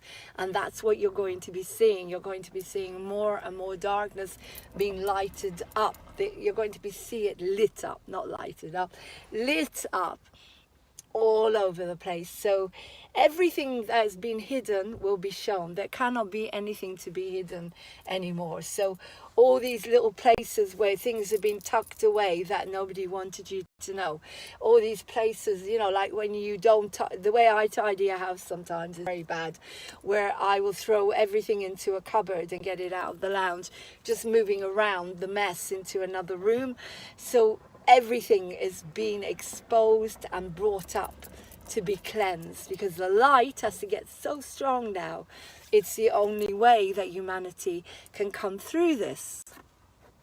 Okay, so what you're being called to do is, a lot of the time you're being called to keep a low profile, to do your best. Now, you're in ascension, so you've got to feel your feelings, and sometimes you're going to be called to go back to childhood experiences and release them. And there's a lot of fantastic books out there that I'm reading at the moment that can help you with that. And of course the 12 steps is wonderful, because everything that you're feeling in the moment, you need to go back to where all these things started in order to release them. You are ascending, and ascending means that you have to take off, literally take off that baggage, take off that big suitcase of stones you've been carrying on your shoulders for God knows how long now, because that's how we were brought up, to carry everything. And ascension means you're going up, and the only way you can rise is by taking that baggage off of your body. So in whichever way you need to do it, the body will start to tell you it wants to release, to release, to release. So crying, you need to do a lot of crying. So please, boys don't cry. You must let go of that. Boys do cry. Please cry, cry, cry as much as you need to cry. You have a right to cry, and the only way you can release old stuck stuff in the body is by bringing it up from the solar plexus, or from the depths into the solar plexus, into the heart, opening your heart enough into the throat chakra, letting out that wail. And then God gave you tear ducts to cry, so you have to cry and let those tears flow, flow, flow like a river, flow. Cry me a river. You know, you've got to cry, you got to let it all out. Don't not cry. It's the only way to get all of this out of you. So you've been called to cry and let all of this out of you, because that's the best way for you to negotiate whatever is going on. So stop judging yourselves. If you're not able to cry, don't judge yourself. At some point it'll come, because the collective will cause you to cry. If you will at some point be able to let that go. So be patient with yourself. Be loving. One of the biggest lessons I'm learning is to breathe and to go easy on yourself. Stop punishing yourself. Stop feeling guilt. Guilt is a complete empty. I'm just going to open the window. Sorry, I need to open the window here. It's really hot today. Guilt is a complete empty. It's an empty energy. It's a waste of time to carry all of this for nothing. It really doesn't get you anywhere. So let go of guilt and find solutions. Also, guilt can hold you back. Spirit is telling me, if you feel guilty, you need to really journal. Is this making you happy, feeling guilty? You deserve to feel happy. Guilt is a complete waste of energy. Do you deserve to be happy? Well, take a step into your happiness and let the guilt go.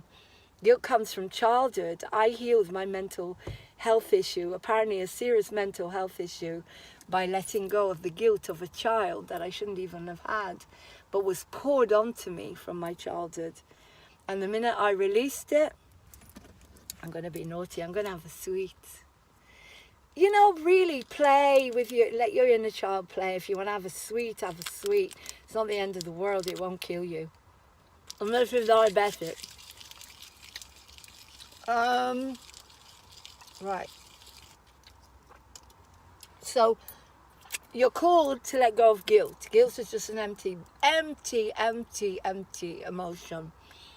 What else is coming through here is a lot of things are going to be coming to the light, lots of shocks. So it may be worthwhile looking at things, researching things now more. And don't say no. Like if someone shows you something, say, oh, maybe, okay? That's another suggestion. Say maybe. Don't say yes, don't say no, say maybe. And explore. Explore, yeah? Don't buy into the fear-mongering, because a lot of that is also the dark. Anything that isn't love is not light, is not love, is the dark. It's being annihilated. Anything that doesn't come from the heart and love is not good for, it's not the light. Okay, it's only good. Why do you think the light, when you shine a light, not only that, you get lighter. The word light, to be lighter, the spirit becomes lighter. Light as a feather, so you let go of your burdens. Words mean things, guys. Light. The light that you see when you open your eyes and you see the light, and suddenly you see everything. And you don't just see from the eyes, you see from the heart. But the meanings, light, is not just light of a light, it's also lightness of spirit. It's lightening the load, taking the burdens off. I love thinking about languages and words, like in Hebrew, or is light. Or. And guess who is Ur? And guess who is the angel of light? Uriel. See what I mean? So light, or in Hebrew. Uriel, the angel of light, spreads the light, Uriel. So try to think about that. Lightness. Light. Also, when you have lightning, it's whoosh. It's like awakening, isn't it? Lightning is when you wake up. You have lightning in the sky. Whoosh! It's like you're waking up. Boom! Sorry.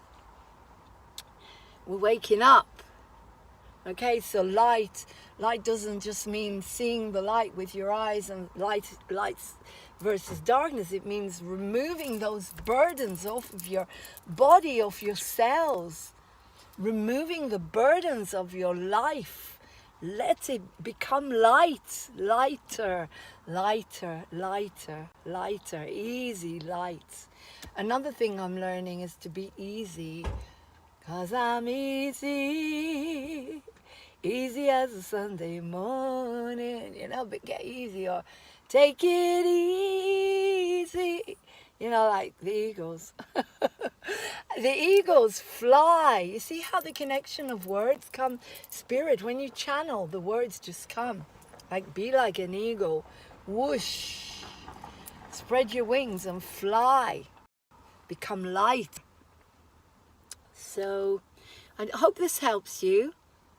I'm going to give you messages. I'm going to go on Cosmic Hope Tarot and give you more messages. If you want a reading from me, I'm a psychic, intuitive tarot reader, Louise Hay counselor, life coach. So I can also help you set goals in order to get the dreams that you want, tiny little steps. Please watch my Divine Masculine, Divine Feminine I just put on, because the one that Spirit just gave me for Divine Feminine to Divine Masculine is absolutely beautiful. It's about them being a spine with little steps, where they're climbing up the steps like a ladder. Anyway, you take care, lots of love, and have a namaste, and I hope this helps you to negotiate the next couple of weeks. Bye.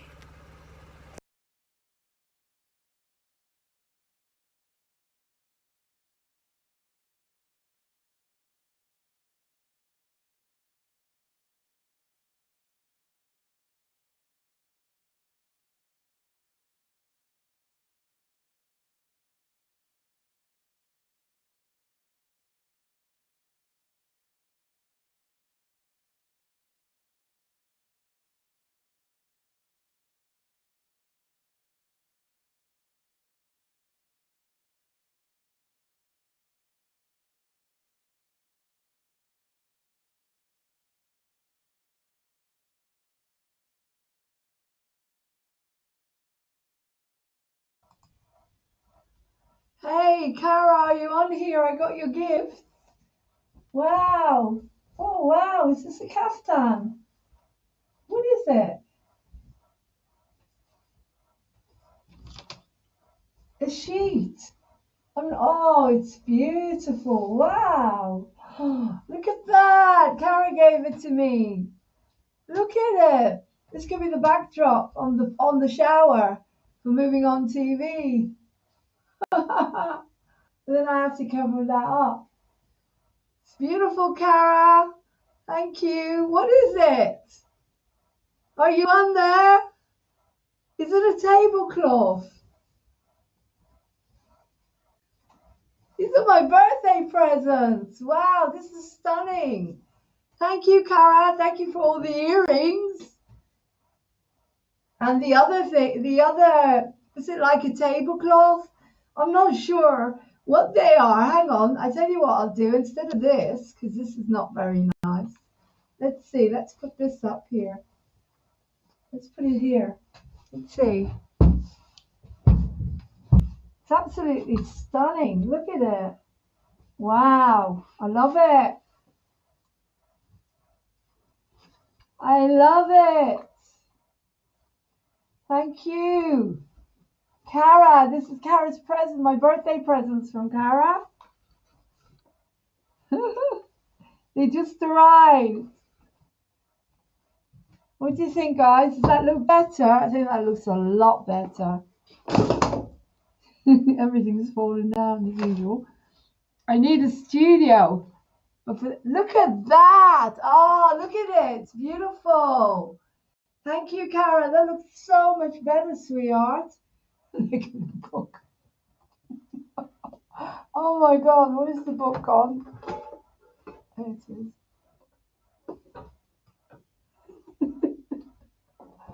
There we go. Simply amazing. Thank you, Cara. That's beautiful. That looks really lovely. It looks better than that orange thing, doesn't it? That's my studio.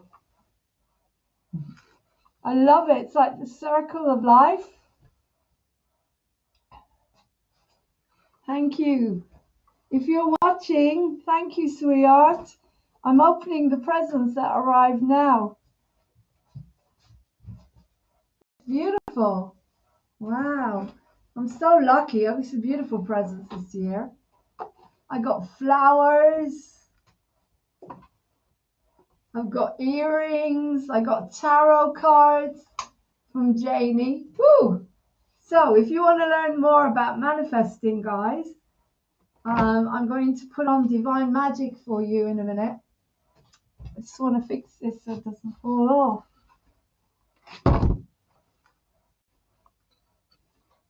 Yeah.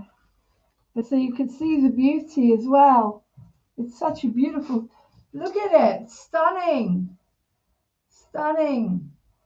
It's beautiful. Thank you, Cara. So there you go. That's another backdrop I've got for TV, which I'll put here for the time being. I'm not sure what it is, whether it's a sheet or a tablecloth, but it's beautiful. Absolutely stunning. So thank you. Absolutely beautiful present. Thank you, darling. Thank you so much. Right. Okay. So I'm going to put on Divine Magic for you guys now. I don't get anything to say. I'm going to put on Divine Magic. Smiley at the top. There you are. I don't know if you can't see him. No, you can't see him. I'll put him here. But it'll fall down. Even there for the time being. Right. The conclusion is I could do with a proper studio and not be transmitting here from the toilet, but never mind, all in its time. I'm very, very grateful to have a bathroom to transmit from. Okay, so let's move on now to Divine Magic. Divine Magic. The first few chapters of Divine Magic.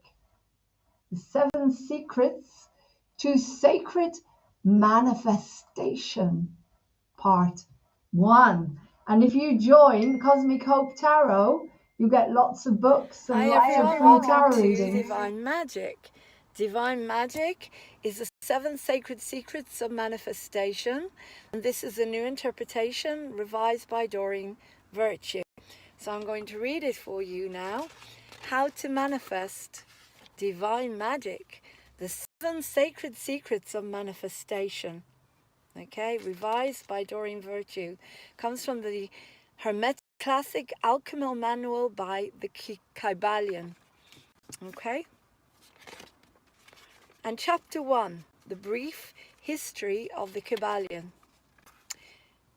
You have magical abilities that are inherent, inborn, and God-given. Since you were made in the image and likeness of the Creator, it makes sense that you have creative abilities and divine power. One of your life's purposes is to learn how to harness your gifts into loving and positive action. The Kybalion is a practical teaching manual for understanding and utilizing your divinely magical abilities. First published in 1908, it's a classic esoteric self-help book that has taught countless people, including myself, how to put Hermetic, a term derived from Hermes, the name of the philosophy's originator, principles into action. Because the Kybalion's language is now dated and sometimes cryptic, I was guided to edit the manuscript into modern language and add my comments. Okay, Hermetic. In ancient Egypt, a great spiritual teacher wrote books and lectured about the power of the mind to create and heal. His teachings were so profound and revolutionary, he was linked with Hermes, the Greek messenger deity, and Thoth, the Egyptian god of writing and mysticism. This teacher is most commonly called Hermes Trismegistus, pronounced Trismegistus, which means thrice great or 3 times great. No one knows for certain which 3 attributes this title refers to. While scholars can't agree on the dates of Hermes' life, it's believed that he was a contemporary and even a teacher of Abraham the Patriarch. Others claim that Hermes lived during the time of Moses. There's also controversy over the authenticity of the Emerald Tablet, or Tablet Smaragdina, so often attributed to Hermes, contains the famous "as above, so below." Perhaps because of the controversies, Hermes' teachings have always been shrouded in veils of secrecy and mystery. Hermetic philosophy was incorporated into mystical Jewish teachings and the Alexandrian branch of Gnosticism. During the Middle Ages, Hermetists studied in secret since it was dangerous to write or verbalize any spiritual principle other than the reigning religions. Today, it's not only safe to study and practice, one of the healthiest ways to live. The term Kybalion refers to the verbal teaching traditions of Hermetic principles, which were taught as axioms of paraphrases and explained and expounded upon to initiates by advanced Hermetes. These individuals held the axioms in their memory banks and taught them to each other verbally. They weren't in any written form until 1908, when 3 Hermetists decided to publish it along with their interpretations. So you get the Kybalion was authored by anonymous Hermetic teachers, the 3 initiates, as a guide to the principles they'd learned through verbal traditions. If you've read any, the Kybalion requires some study. It's been said that simply having the Kybalion nearby yields tremendous benefits. Even if you don't read it, its energy is pure magic. So you may want to keep this book on your nightstand to transfer its information into your unconscious while you sleep. May you enjoy the further awakening of your power of divine magic. Introduction to the Kybalion. The lips of wisdom are closed except to the ears of understanding. Old Egypt produced esoteric and occult teachings that have strongly influenced the philosophies of all races, nations, and people. Egypt, the home of the pyramids and the Sphinx, was the birthplace of hidden wisdom and mystical teachings. The great adept And masters dwelled in ancient Egypt. Among them was one hailed as the Master of Masters. This man, if he was a mortal living during Egypt's earliest days, he was known as Hermes Trismegistus. He was the father of occult wisdom, the founder of astrology, and the discoverer of alchemy. The details of his life story are lost to history, although several ancient countries disputed the details of his birthplace. Hermetic teachings are found in all lands and among all religions, yet they're never identified with any particular country or religious sect. The ancient teachers warned against allowing the secret doctrine to become crystallized into a creed. The wisdom of this caution is apparent to all students of history. It's been passed down to master to student, from lip to ear. The teachings were the basic principles of the art of Hermetic alchemy, which dealt in the mastery of mental forces rather than material elements of alchemically changing one kind of metal into another. The legend of the philosopher's stone, which would turn base metal into gold, was a symbolic allegory relating to Hermetic philosophy. In this little book, we invite our students to examine the Hermetic teachings within the Kybalion, along with our explanations. We are humble students of the teachings. In this book, we give you maxims, axioms, and precepts accompanied by explanations that we feel will be most practicable and comprehensible. Wherefore the footsteps of the Master, the ears of those ready for his teachings open wide. When the ears of the student are ready to hear, then cometh the lips to fill them with wisdom. When the pupil is ready to receive the truth, this little book will come to him or her. Such is the law, the Hermetic principle of cause and effect. It, in its aspect of the law of attraction, will bring these teachings to whoever is prepared to receive them. So mote it be. Chapter 1. The 7 Sacred Secrets of Manifestation. Hermes' sacred teachings are divided into 7 interconnected principles in the Kybalion. The principles are normally studied in chronological order as they build upon each other. Some of these principles may sound familiar because spiritual teachers have been studying and writing about them since Hermes introduced them centuries ago. So it may seem as if you're studying basic arithmetic after you've already mastered algebra. Studying these principles builds a solid foundation for your natural spiritual gifts. Although I'm a lifelong student and practitioner of metaphysics, I discovered new wisdom, secrets, and ideas by studying the Kybalion. A deeper understanding of these principles helps you master your inborn manifestation abilities. For instance, you learn how to maintain your moods, thoughts, and vibrations at high levels. This in turn keeps your relationships, finances, health, and other experiences at these same levels. Here is an overview of the 7 sacred principles that Hermes gave us. The initial italicized sentences represent the Kybalion's axiom as a synopsis of each principle. The chapters that follow give expanded information on each principle, as well as practical ways to put them into everyday use. The 7 sacred principles. The first sacred principle is called mentalism. Summarizing this as the all is mind, the universe is mental. This principle explains that the entire universe, including yourself and your life, is composed of an all-encompassing divine mind, its thoughts and thought forms. The Kybalion refers to the Creator as the all. The all is mind, which means infinite and unerring intelligence, wisdom, and creativity. Since the all is everywhere, mind is everywhere. You live inside this omnipresent mind of the all. Your true mind, your higher self, is an extension and a creation of the divine mind. The second sacred principle is called correspondence. The Kybalion summarizes this principle with Hermes' famous phrase, as above, so below, as above, so above. The Hermetists divide the world into 3 planes: physical, mental, and spiritual. Each plane operates by the same spiritual laws. So if you understand the laws governing one plane, you'll understand how the other planes operate. By applying this understanding, you can elevate your consciousness and life to higher planes of existence. The third sacred principle is called vibration. The Kabbalion says, nothing rests, everything moves, everything vibrates. Everything in the universe moves, even so-called inanimate objects that are filled with vibrating atoms and the energy of the all. The difference between the varying planes of existence is merely in their vibrational rate of movement.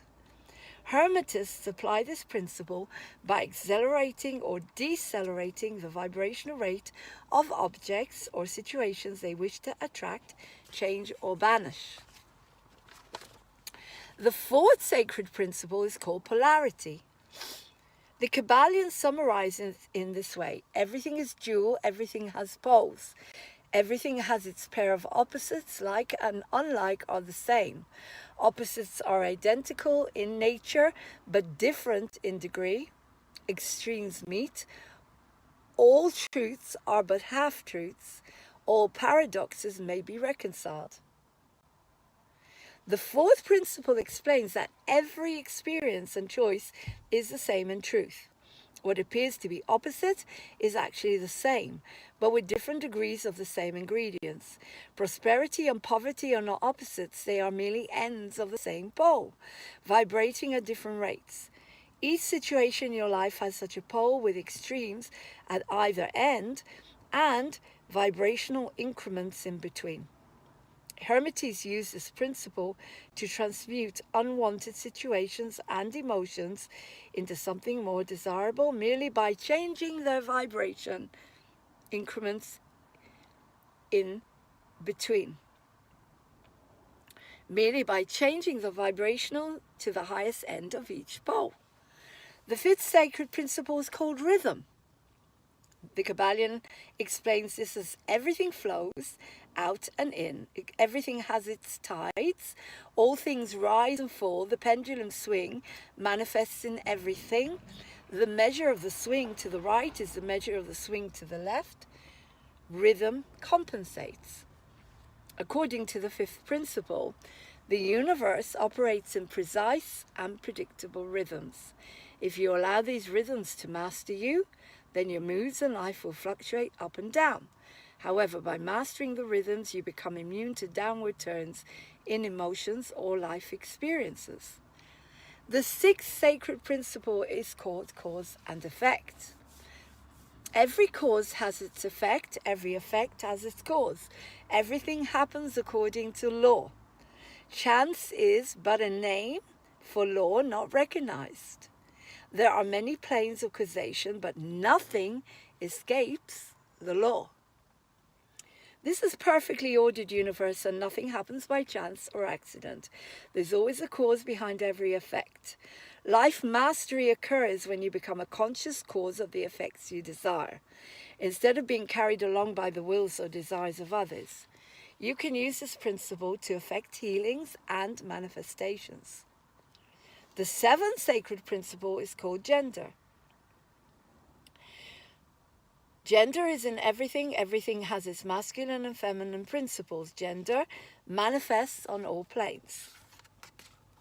The seventh principle isn't referring to traditional male-female genders as in human bodies. It instead discusses masculine and feminine energies. Each person has both energies within them, since the entire universe is composed of both. These energies are equally powerful and interdependent upon each other to form creations. Female energy is magnetic and attracting. Male energy is electric and creating. Banishing, releasing, and attracting are the basis of divine magic. To manifest, you must either attract your desire to create it. To enjoy a steady flow of abundance, understand this work with the steady flow of giving and receiving, as this principle teaches. The principles of truth are 7. He who knows these understandingly possesses the magic key before whose touch all the doors of the temple fly open. Chapter 2, Mental Alchemy. No matter what's going on in your life that you'd like to banish or release, what you'd like to attract or create, you can do so rapidly. One important aspect of divine magic involves the process of transmutation, which is the process of converting one element to another by irradiating or bombarding it with radioactive particles. 2. To change the form of such as from kinetic to potential energy, or to modify the structure of a molecule, crystal, or atom. 3. Changing a gross force into a finer one. 4. The changing of energy into matter or matter into energy. To the Hermetist, transmutation means to change from an undesirable appearance into a desirable appearance.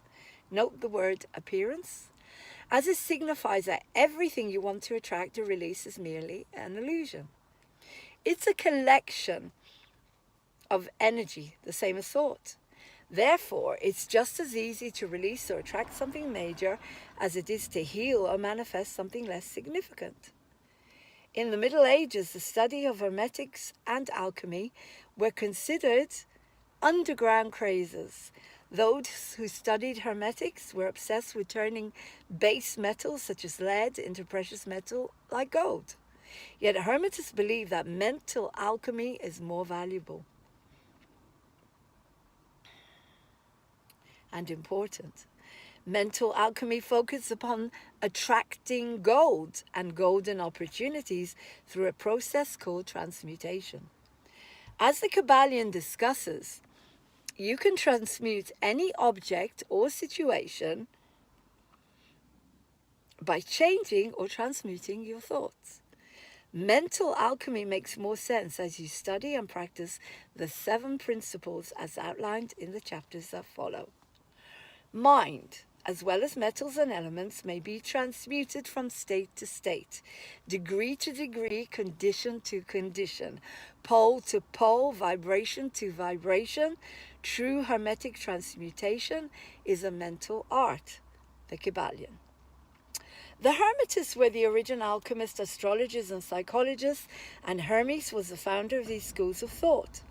From astrology has grown modern astronomy. From alchemy has grown modern chemistry. From the mystic psychology has grown modern psychology. There's much evidence that the ancients knew about and practiced astronomy, chemistry, and psychology. They possessed the inner knowledge as well as the outer knowledge.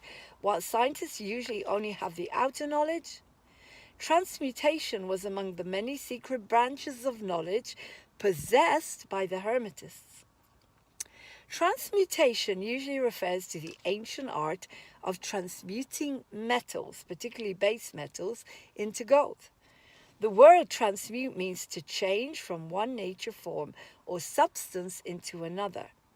Mental transmutation means the art of changing and transforming mental states, forms, and conditions into others. So we call mental transmutation the art of mental chemistry or mental alchemy. The first of the 7 Hermetic principles is the principle of mentalism. The axiom, the all is mind, the universe is mental, means that the underlying reality of the universe is mind and the universe itself is mental and existing in the mind of the all. If the universe is mental in nature, then mental transmutation must be the art of changing the conditions of the universe along the lines of matter, force, and mind. So mental transmutation is really the magic that ancient writers discussed in their mystical works, and about which they gave so few practical instructions. If everything is mental, then transmutation can not only change conditions ordinarily thought of as mental, but also material conditions. In this little book, we will outline the basic principles of mental transmutation to help you better grasp the underlying principles and possess the master key that unlocks the many doors of the principle of polarity. In the next chapter, we'll discuss the first Hermetic principle, the principle of mentalism, which explains the truth that the all is mind, the universe is mental. In the words of the Kybalion, we ask for your close attention and careful study of this great principle, for it's really the basic principle of the whole Hermetic philosophy and of the Hermetic art of mental transmutation. Chapter 3. Sacred principle number 1.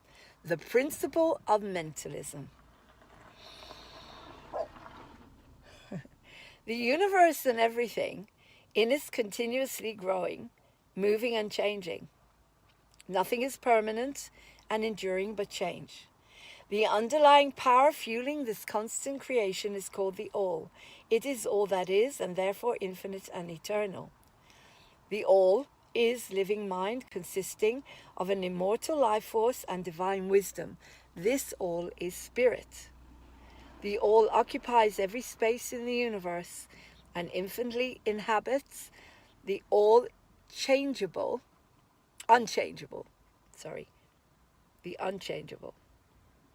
The All is unchangeable. This paradox is reconciled through the Hermetic teaching that the universe is contained within the mind of the All. The container, the All, is unchangeable, but what's inside the universe is forever changing. In the same way, the contents of your mind are always changing. You can use this principle to change anything in your life, since you create your own universe with your mind. Just like the All creates universes with its mind, you can alter its contents by changing your mind about your desires. Some process for doing this are outlined in the chapters that follow. First, though, a Kybalion spends 4 chapters laying the foundation for its first principle, the principle of mentalism. It devotes only 1 chapter to each of the remaining 6 principles. That's because the first principle is so vital to understanding and applying the other principles and Hermetics in general. The concept of a mental universe was a very radical concept when this book was first published. Even today, it's a new idea to those unfamiliar with metaphysics. If you've already accepted the premise that everything in your life is thought forms, then you'll find this chapter and the 3 that follow to be quick reads. Nonetheless, I'd recommend staying present while reading each chapter, as there are some nuggets of wisdom that can help even the most seasoned metaphysician. These nuggets require careful study before they're apparent. Under and back of the universe of time, space and change is ever to be found the substantial reality, the fundamental truth, the Kybalion. Nothing really is, but everything is becoming and changing. Nothing stands still because everything is being born, growing and dying. The very instant a thing reaches its heights, it begins to decline. The principle of rhythm is in constant operation. There is no reality or substantiality in anything. Nothing is permanent but change. All things evolve from other things and resolve into other things as a constant inflow and outflow, creation and destruction. All of these changing things are outward appearances or manifestations of an underlying power that Hermetic masters call the All. The inner nature of the All is knowable. Only the All can comprehend its own nature and being. But while the essential nature of the All is unknowable, there are certain truths connected with its existence. That which is the fundamental truth. The substantial reality is beyond true naming, but wise men call it the All. In its essence, the All is unknowable, but the report of reason must be hospitably received and treated with respect. Human reason makes the following conclusions regarding the All without attempting to remove the veil of the unknowable. 1. The All must be all there really is. Nothing could exist outside of the All, or else the All would not be the All. The All must be infinite, for nothing could define, confine, bound, limit, or restrict the All. It must be infinite in time or eternal. The All must have always and continuously existed, for there is nothing else that could have created it. Something cannot evolve from nothing. If the all had ever not been, even for a moment, it would not be now.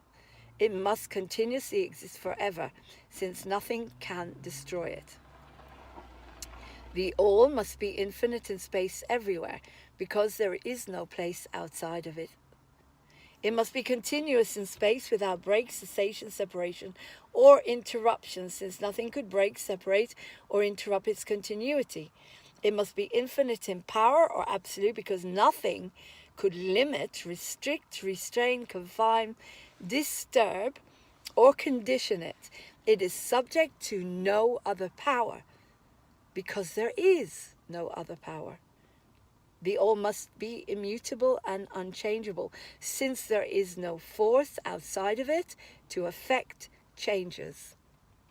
It cannot be added to nor subtracted from, increased nor diminished, nor become greater or lesser. It must always have been and must always remain just what it is now, the all.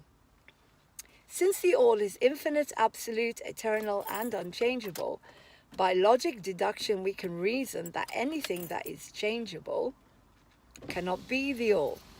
And since there is nothing outside of the all, then any and all such finite things must be nothing in reality. We will reconcile this apparent contradiction very soon. The all is not matter or mere energy, since nothing can rise higher than its source. What is higher than matter or energy that we know to exist in the universe? Life and mind in their varying degrees of unfoldment. The all is infinite living mind, a term far higher than mechanical forces of matter.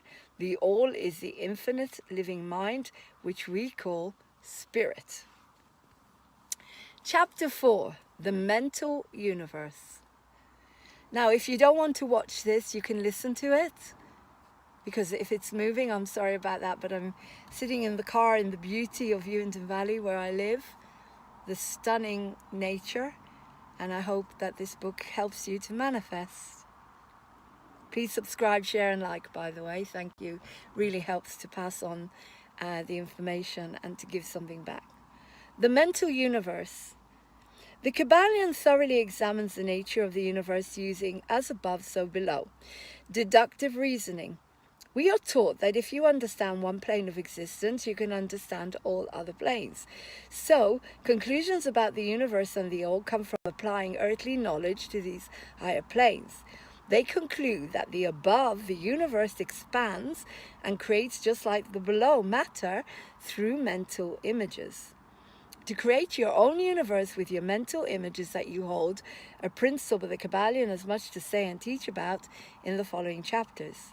This chapter continues to set the foundation for the first hermetic principle of mentalism. It's necessary to understand this principle before the other ones make sense. The universe is mental, held in the mind of the all, the Kybalion. The all is spirit, but what is spirit? This question cannot be answered, because spirit is the all, which cannot be explained or defined. Spirit is simply a name given to the highest conception of infinite living mind. Spirit transcends our understanding, and we use the term as a way to think or speak of the all, while simultaneously acknowledging that we cannot fully understand it. We must either do this or stop thinking of the matter at all. Let's now consider the nature of the universe as a whole and in its parts.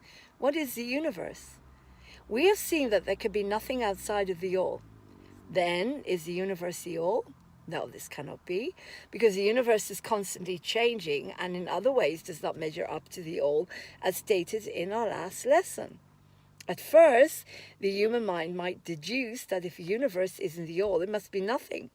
But this is not a satisfying answer, since we are aware of the universe's existence.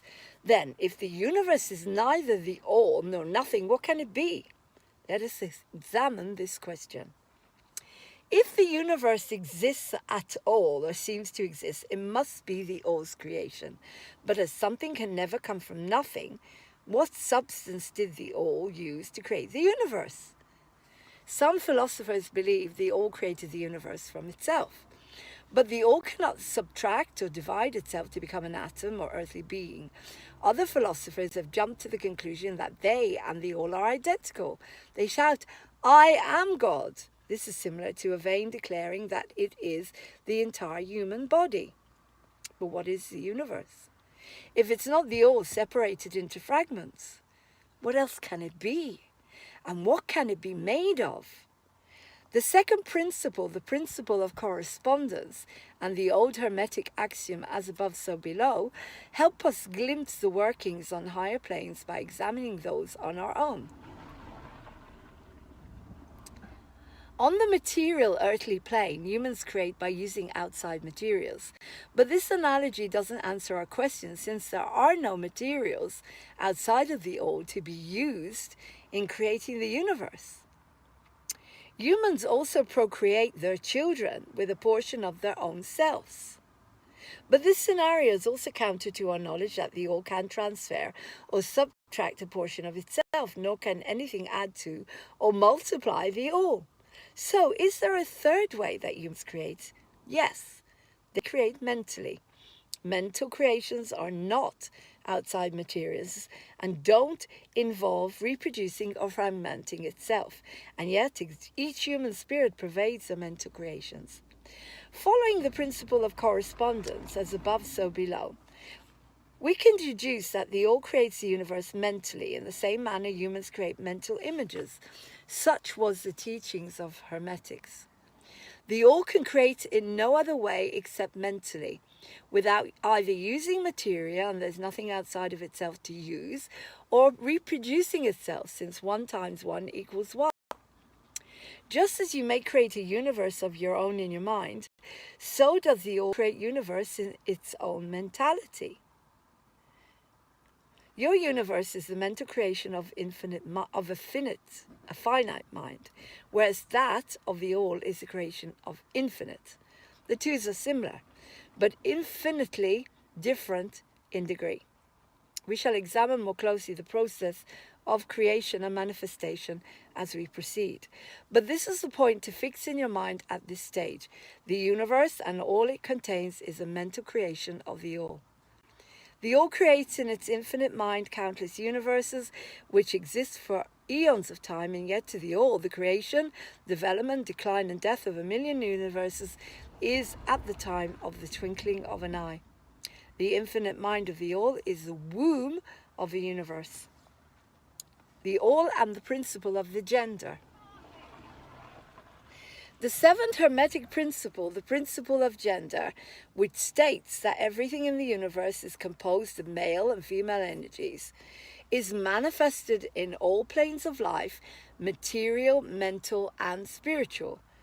Whenever anything is generated or created on any plane of existence, the principle of gender must be involved. This is true even in the creation of the universe. The all itself is beyond gender, as it is beyond every other law, including those of time and space. The all is a law from which all laws proceed. It is not subject to them.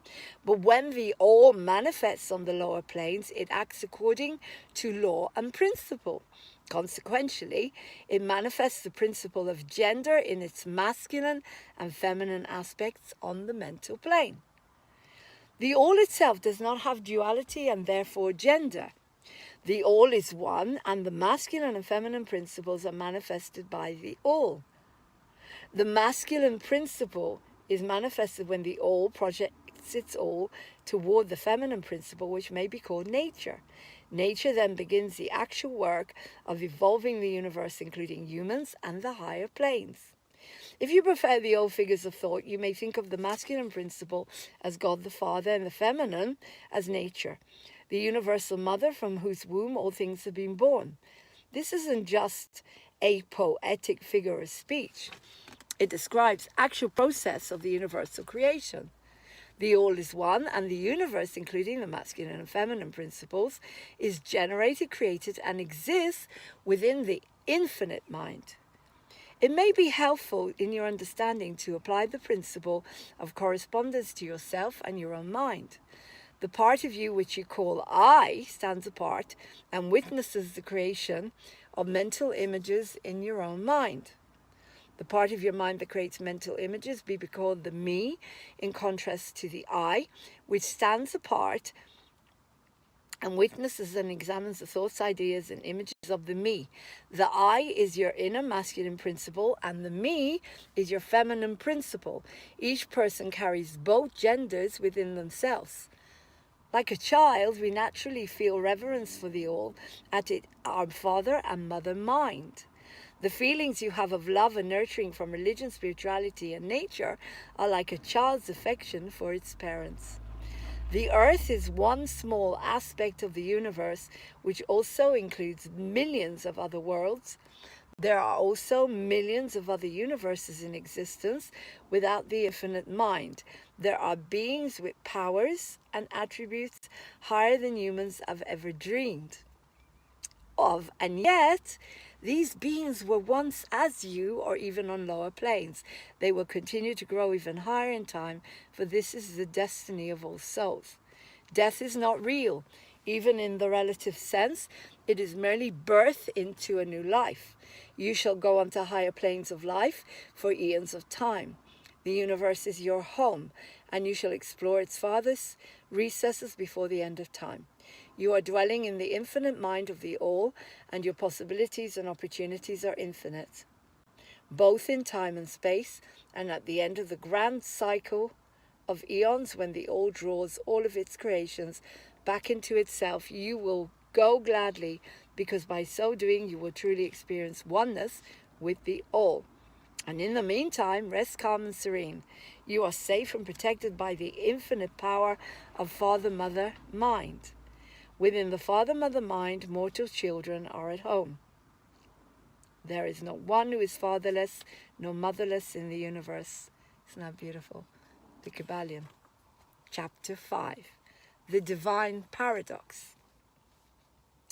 This chapter discusses the paradox that matter is illusory and real. Simultaneously, the trick is to enjoy the material world without losing yourself in its illusions. The Kybalion says the divine paradox is that while the universe is not, still it is. There's a difference between absolute truth and relative truth. Only the Creator knows the absolute truth of the universe. Relative truth is a human understanding that matter exists because when we can touch, smell, see, hear, and taste it. Relative truth is based upon our human experiences without the whole knowledge of absolute truth behind it. We experience material objects as being solid. However, electronic microscopes show that seemingly solid objects are really composed of vibrating atoms which are contained within and fueled by the all. Teachings, it's a mistake to go through life as if everything is an illusion. They call this practice sleepwalking through life. Ignoring or denying matter doesn't help us live effectively. While we live in human bodies on earth, it's important to acknowledge that matter is real to us, and yet we can change our relationship with matter by elevating our thoughts about it. This is how we practice divine magic to heal bodies, attract prosperity, and complete important projects. We can gain control over our material existence by acknowledging matter within the illusion, and then by applying the higher forces of transmutation and mental creation. The half-wise, recognizing the comparative unreality of the universe, imagine they may defy its laws. Such are vain and presumption fools, and they are broken against the rocks and torn asunder by the elements by reason of their folly. The truly wise, knowing the nature of the universe, use law against laws, the higher against the lower, and by the art of alchemy transmute that which is undesirable into that which is worthy, and thus triumph. Mastery consists not in abnormal dreams, visions, and fantastic imaginings or livings, but in using this higher forces against the lower, escaping the pains of the lower planes by vibrating on the higher. Transmutation, not presumptuous denial, is the weapon of the master, the Kybalion. The above axiom describes the paradox of the universe, resulting from the principle of polarity that manifests when the all begins to create. The infinite all sees the universe and everything within it as a dream within a state of meditation. Yet to our finite awareness, the universe must be treated as real and lived with an understanding of the higher truth.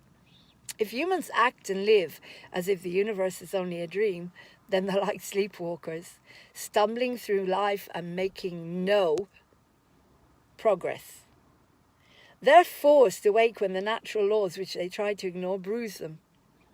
Keep your mind ever on the star, but let your eyes watch over your footsteps to avoid falling should your focus be too far upward. The fact is that you are on earth now, and you must deal with its nature and laws. You can, however, enjoy your life if you work with the mental laws which are higher than the material laws. The law of paradox is an aspect of the principle of polarity, which is constantly encouraging students to consider the other side of any question. We encourage you to study and grasp the divine paradox of the absolute and relative, to avoid entanglement in the mire of the half-truth. You may instinctually protest the idea that the universe is a mental creation of the all and therefore an illusion. So consider both the absolute and relative points of view. Absolute truth is defined as things as the mind of God knows them. The absolute truth is that the forever changing universe is an illusion when it's compared to the forever unchangeable. Anything that has a beginning and an ending must be in a sense unreal and untrue, and the universe comes under this category. From the absolute point of view, there is nothing real except the all. Now let's consider relative truth, which is defined as things as the highest reasoning of humans can understand. So while the universe is unreal and illusionary to the finite minds viewing it through mortal senses, the universe is very real.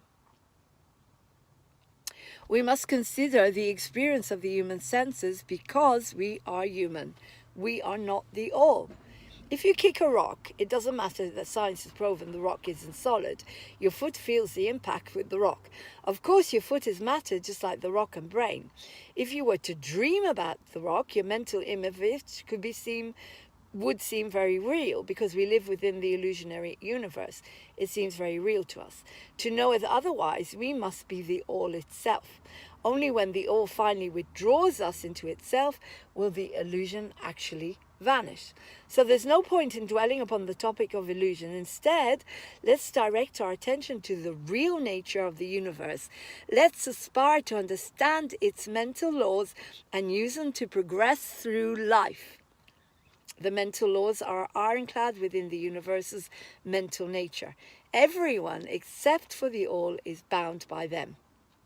As long as we live on the material earth plane, matter is real to us.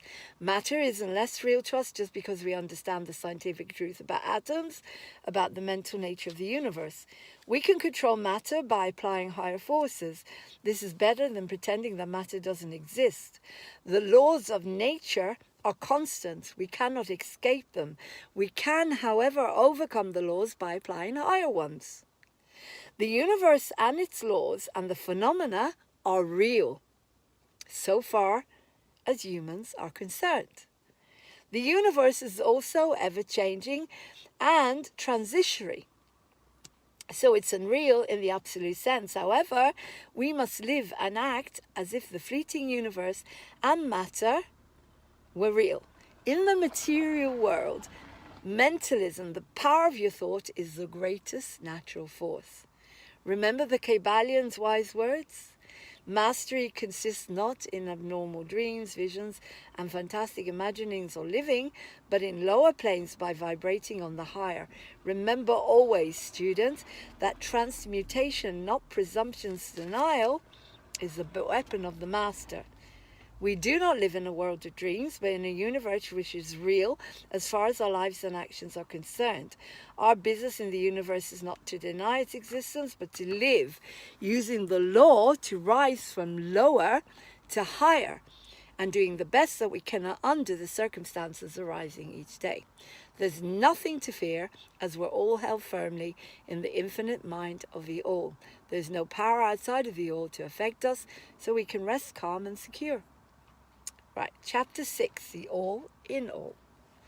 After examining the paradoxical universe, the Kabbalion studies the Creator using the same hermetic as above, so below deductive reasoning. When an author creates a character, such as Shakespeare's Romeo, part of the author is in the character in the same way part of the creator is in each of us. Yet, just as Romeo isn't entirely Shakespeare, neither are we entirely the creator. We retain some part of us that's not identical with our creator. This is another divine paradox. We're simultaneously made in the image and not in the image of made in the image and not in the image of the creator. We would call the part of us that isn't creator like the ego of our shadow side. While all is in the all, it is equally true that all is in all. To him who truly understands this truth had come great knowledge. We have given you the Hermetic teachings regarding the mental nature of the universe. The truth that the universe is mental, held in the mind of the All. Now let's examine the above quote from the Kabbalion. All is in the All. It is equally true that the All is in all. This apparently contradictory statement is reconcilable under the law of paradox even more. It's an exact hermetic statement of the relationship between the All and its mental universe. The All is omnipresent throughout every particle of the universe. It's much like a character in a novel. While reading the novel, the character seems to have a life force of its own. Yet the character also carries the essence of the author. In fact, the character's entire life and reality comes from the mental images of the author. The characters Othello and Hamlet existed merely in the mind of Shakespeare at the time of their conception and creation. And yet Shakespeare also existed within each of his characters, giving them their vitality, spirit, and action. Whose is the spirit of these characters? Is it Shakespeare? Or do these characters have a personal spirit independent of the creator? Do they have reality on their own? Or do they represent the spiritual and mental power of their author? The law of paradox says that both propositions are true. Hamlet is both Hamlet and also Shakespeare, and yet Shakespeare is not identical with Hamlet. Hamlet may explain the spirit of my creator is within me, and yet I am not he. This truth gives sharp contrast to the often heard cries of, I am God, which would be identical to Hamlet shouting, I am Shakespeare. The all is in the earthworm, yet the earthworm is far from being the all. And though the earthworm appears as a lowly being, it was created within the mind of the all. So, the all is immanent in the earthworm and all the particles of its makeup. Even these illustrations are inadequate. Since they are creations of a finite mind, while the universe is a creation of infinite mind, the difference between the two poles separates them, yet it merely is a matter of degree, as the principle of correspondence reminds us. As above, so below. As above, so below. So below, as below, so above. So the degree that you realize the existence of spirit within your being, so will you rise in the spiritual scale of life. This is what spiritual development means. There are many planes of existence in the universe, with the lowest being dense matter and the upper being the spirit of the all. Everything is moving upwards along this scale of life. All progress is a return to home. The all creates by projecting its will with the intention of becoming. This projection of the all's will then slows its vibration so that matter is created. This process is called involution, in which the all becomes involved or wrapped up with its creation. This is analogous to artists who forget their own existence while creating. The artists temporarily live within and through their creations and therefore transfer their life force to their artwork. As you read in the chapter about the principle of polarity, everything in the universe has a pole with two extremes of low and high energy at either end and degrees of energy in between. The involuntary stage of creation is sometimes called the outpouring of divine energy. The extreme pole of the creative process is the furthest from the all. The other extreme, called the evolutionary state, known as indrawing, is the idea of coming home. The involuntary stage of creation is sometimes called the outpouring of divine energy, just as the evolutionary state is called the indrawing of divine energy. The involuntary stage is the extreme pole of the creative process. It's considered to be furthest removed from the all, while the beginning of the evolutionary stage is the closest. As you read in the chapter about the principle of rhythm, everything in the universe swings pendulum-like along the poles described in the principle of polarity. During the all's outpouring of divine energy, the vibrations become subsequently lower until finally the momentum ceases. This is the beginning of the return pendulum swing to the evolutionary end of the creative pole. During the outpouring stage, the all creative forces manifest as a compact whole. Then during the evolutionary or indrawing stage, the creations become individualized. As the pendulum swings upward towards the highest vibrations, the all upon the pole of creation, the individual return to source. The ancient Hermetists used the word meditation to describe the process of mental creation of the universe in the mind of the all. They also use the phrase divine attention to describe the all's creative process, as the word attention comes from a Latin word meaning reaching out or extending. So divine attention means an extension of the all's mental energy. Evolution is used to refer to the ascension or spiritual growth process. Evolution occurred first when the all meditated upon the beginning of the creation and established the material foundations of the universe by thinking it into existence. After this, the all gradually awakened from its meditation like a sleeping man slowly moving from a reclining to a standing position. The universe responded to the all's awakening by moving to higher energy vibrations. Eventually, the spirit of each soul is infinitely expanded, and the creator and the created are merged. Creation and evolution takes eons of earthly time, with each eon consisting of millions of years. Yet the universe's entire cycle of involution and evolution happened in the blink of an eye from the all's perspective.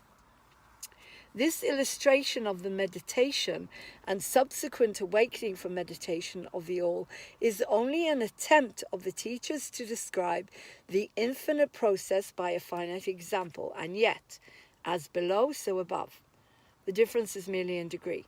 And just as the all arouses itself from the meditation plane, upon the universe, so the all arouses itself from the meditation upon the universe, so the humans cease from manifesting upon the material plane and withdraw themselves more into their indwelling spirit.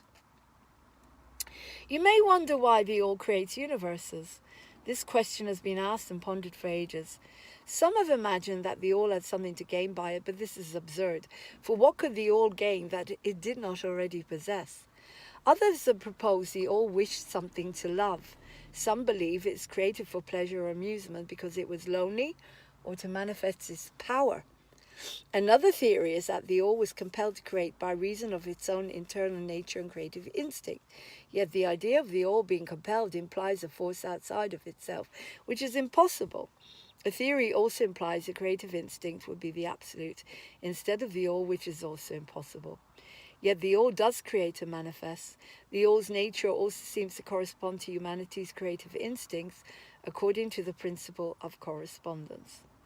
The all could not act unless it's willing to act, and it would not will to act unless it's desired to act, and it would not desire to act unless it's obtained some satisfaction from it. We still prefer to think that the all acted entirely free of any external or internal influences. There cannot be a reason for the all to act, for a reason implies that there's a cause. The all is above the principle of cause and effect, which is the law of the universe and not of the all. The only exception is when the all wills to become a cause, which sets the principle into motion. Since the all is unknowable, we are content to say that the all simply is. From this we conclude that the all acts because it acts. The all is complete reason in itself and also all law action in itself. In other words, the all is its own reason, law, and action. Even further, the all is one with reason, law, and action. We believe that the answer to the question, why does the all create universes, is locked up in the inner self of the all, along with its secret of being. The principle of correspondence reaches only to the all's aspect of becoming. Behind that is the all's nature of being, in which all principles and laws are merged into oneness. Therefore, metaphysical speculating on this point is futile. We recognize the question, however, ordinary answers fade under logical examination. Legend says that when Hermes was asked the same question by advanced students, he answered them by pressing his lips together without uttering a word. This indicated there was no answer. He may have also been conveying the Hermetic axiom, the lips of wisdom are closed, except to the ears of understanding. Believing that even his advanced students did not possess the necessary understanding at any rate, if Hermes possessed the secret, he didn't impart it. As far as the world is concerned, the lips of Hermes are still closed at this point. And if Hermes hesitated to answer the question, will we suppose anyone else would know the answer? If the question is at all answerable, the Hermetic truth applies. While all is in the all, it is equally true that the all is in all. To him who truly understands this truth had come great knowledge. Chapter 7. Sacred Principle number 2. The Principle of Correspondence. After laying the foundation with a thorough examination of the nature of the mental universe and the all, the Kybalion now picks up speed. Up to this point, the Kybalions present a fascinating philosophical discussion without giving practical advice or application. With this and subsequent chapters, especially the fourth principle of polarity, you'll learn some ways to apply these Hermetic knowledge to improve your daily life. The principle of correspondence refers to the three levels of existence: physical, mental, and spiritual. Each plane vibrates at different rates. These vibrational differences are the only distinguishing factors between planes. Otherwise, all these planes are aspects of the all. The higher spiritual planes vibrate the fastest, and the lower vibration planes vibrate the slowest, which is why matter appears dense and solid. The material plane is divided into subcategories of material, ethereal substance, and energy, with the latter having the fastest vibrations. Similarly, the mental plane is subdivided into from lower to higher vibrations: the mineral, plant, elemental, animal, and human mind. The mineral mind is the thought force within the mineral kingdom. The plant mind is the intelligence within plants, and so forth. The spiritual plane also has its subcategories of angels, archangels, and deities. As above, so below applies to the three planes and their subcategories. The Kybalion says there is a correspondence, harmony, and agreement between the several planes. The principle of correspondence, as well as the remaining principles of vibration, polarity, rhythm, cause and effect, and gender, manifest and operate upon each plane. As above, so below; as below, so above. The second Hermetic principle describes the harmony, agreement, and correspondence between the planes of manifestation, life, and being. Everything in the universe comes from the same source, so regardless of which plane something exists upon, is subject to the same laws, principles, and characteristics as everything else. Hermetic philosophy holds that the universe is divided into three great classes of phenomena, the three great planes: the physical plane, the mental plane, and the great spiritual plane. These divisions are artificial and arbitrary because the three planes are ascending degrees of the scale of life, from the lowest point of matter to the highest point of spirit. The different planes shade into each other without hard distinctions between the higher phenomenon of the physical and the lower of the mental. For example, in short, the three great planes are groupings of degrees of life's manifestations. The planes are neither places nor dimensions of space, yet they are more than states or conditions. The planes don't have the ordinary dimensions of length, depth, and breadth, but they do have a fourth dimension of vibration. The universe is in constant motion at different vibrational rhythms, speeds, rates, and directions. So the only variable separating one plane from another is its vibration. The higher the vibrational rate, the higher the plane. Other than the vibrational differences, all of the planes are fundamentally the same as creations of the all existing within the infinite mind. Each of the 3 great planes are subdivided into 7 minor planes, which are also subdivided into 7 subplanes. All these divisions are arbitrary since they blend into each other. The divisions are mostly for convenience of study and thought.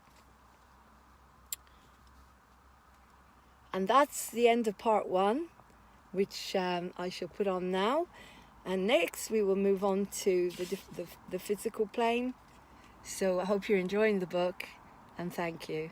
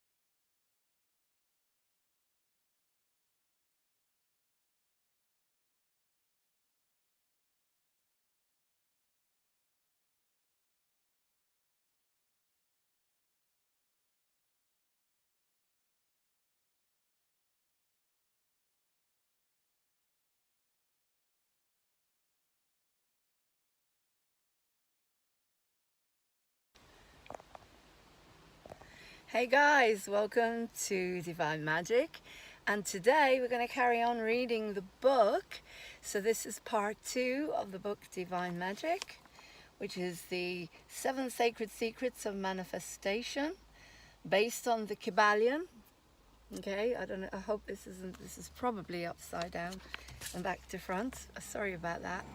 I hope you enjoy it. Let me just close the window. I'm in the beauty of nature where I live here in Buckinghamshire. It's a place called Hughenden Valley, and it's where I come to now to let go and relax. It's absolutely stunning. I can't really turn the camera to show you, but I think you can see in the background the trees, and the cows are out at the moment. So I've just closed the window so we don't get, and I'm sitting in quite a quiet place. Okay, so we're going to carry on with this book, which is going to help you manifest. All right? So we're carrying on now with the physical plane, just to recap. The great physical plane and its 7 minor planes includes everything physical and material, along with physics, energy forces, and manifestations. Keep in mind that Hermetics view matter as a dense form of energy with slow vibrations. So Hermetists classify matter under the category of energy and assign it 3 of the 7 minor planes of the great physical plane. These 7 minor physical planes are as follows: the plane of matter, the plane of matter, the plane of matter, the plane of ethereal substance, the plane of energy, the plane of energy, and the plane of energy. Okay? The plane of matter includes matter in solid, liquids, and gases. The plane of matter comprises higher, subtler, and radiant forms of matter such as radioactive waves and particles.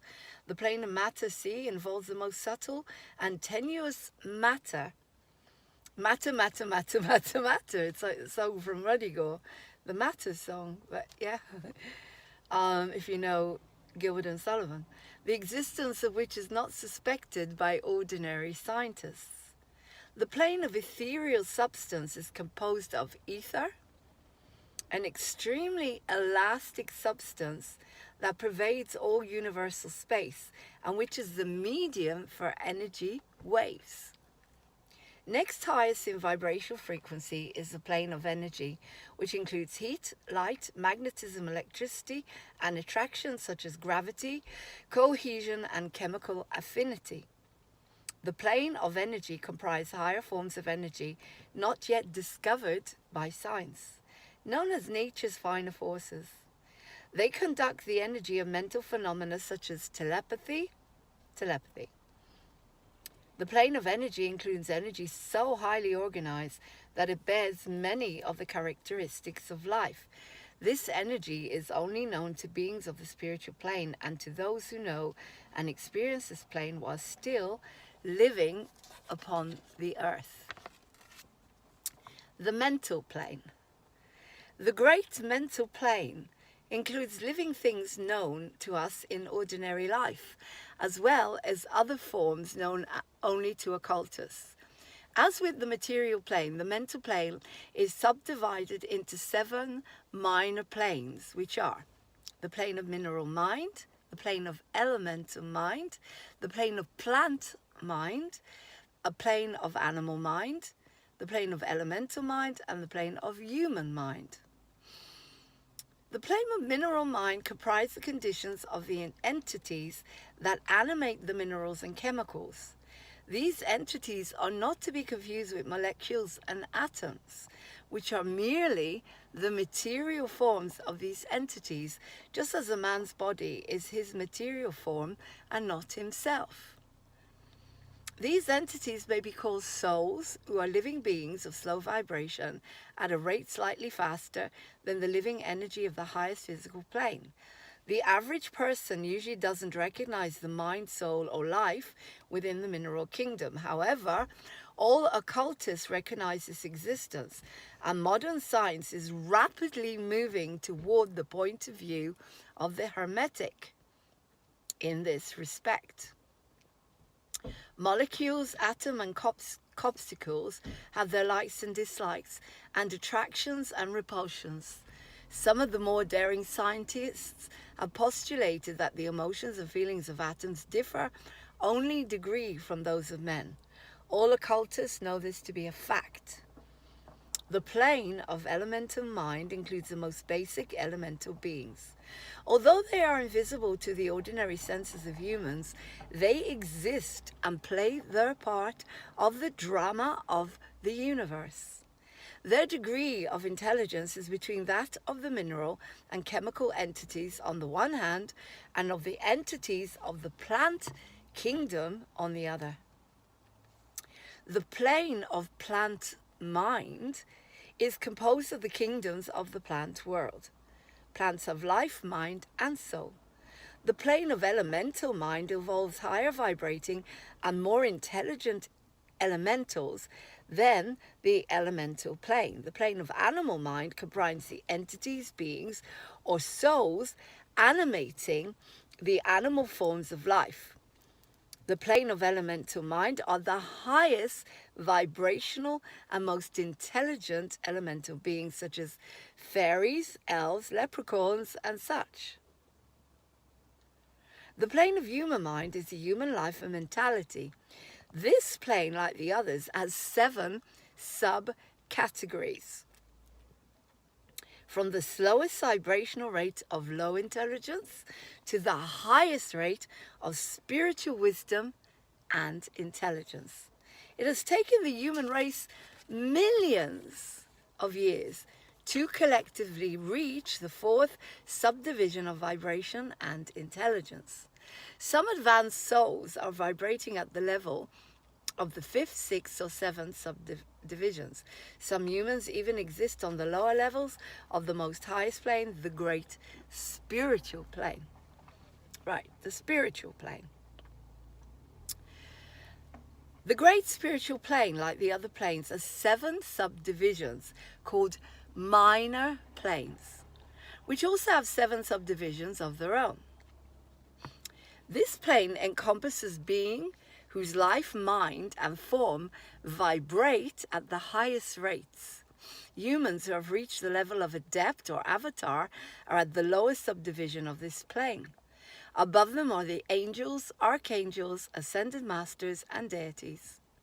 These unseen divinities and angelic helpers extend their influence freely and powerfully in the process of evolution and cosmic progress. They also intervene and assist in human affairs. Yet even the highest of these advanced beings is still a creation existing in the mind of the all and still subject to universal laws. In that sense, they are still mortal because they belong to the universe and are subject to its conditions. According to the principle of correspondence, which embodies the truth, as above, so below, as above, so below, all of the 7 hermetic principles are in full operation on every plane of existence. There is a correspondence, harmony, and agreement between the planes. As above, so below, as above, so above, as below, so above. This centuries-old hermetic axiom embodies one of the great principles of universal phenomena. As we consider the remaining principles, we will clearly see the truth within the principle of correspondence. Chapter 8. Sacred principle number 3, the principle of vibration. Hermes taught that everything constantly moves and never rests long before microscopes proved the validity of his postulation. Vibration is what distinguishes and differentiates the plane of correspondence discussed in the previous chapter. The all vibrates at a constant and steady high rate. The slowest vibrationary rates are found in matter. The other planes of correspondence vibrate at rates in between these 2 extremes. The material plane is composed of vibrating atoms. If a material object was spun around or vibrated fast enough, the human senses could no longer see or hear the object. The object would leave the material plane and move upward in frequency to the mental and spiritual planes. Similarly, you can raise the vibration of objects and thoughts to move them to higher planes of existence. Each thought, emotion, or mental state vibrates at different frequencies, such like musical notes.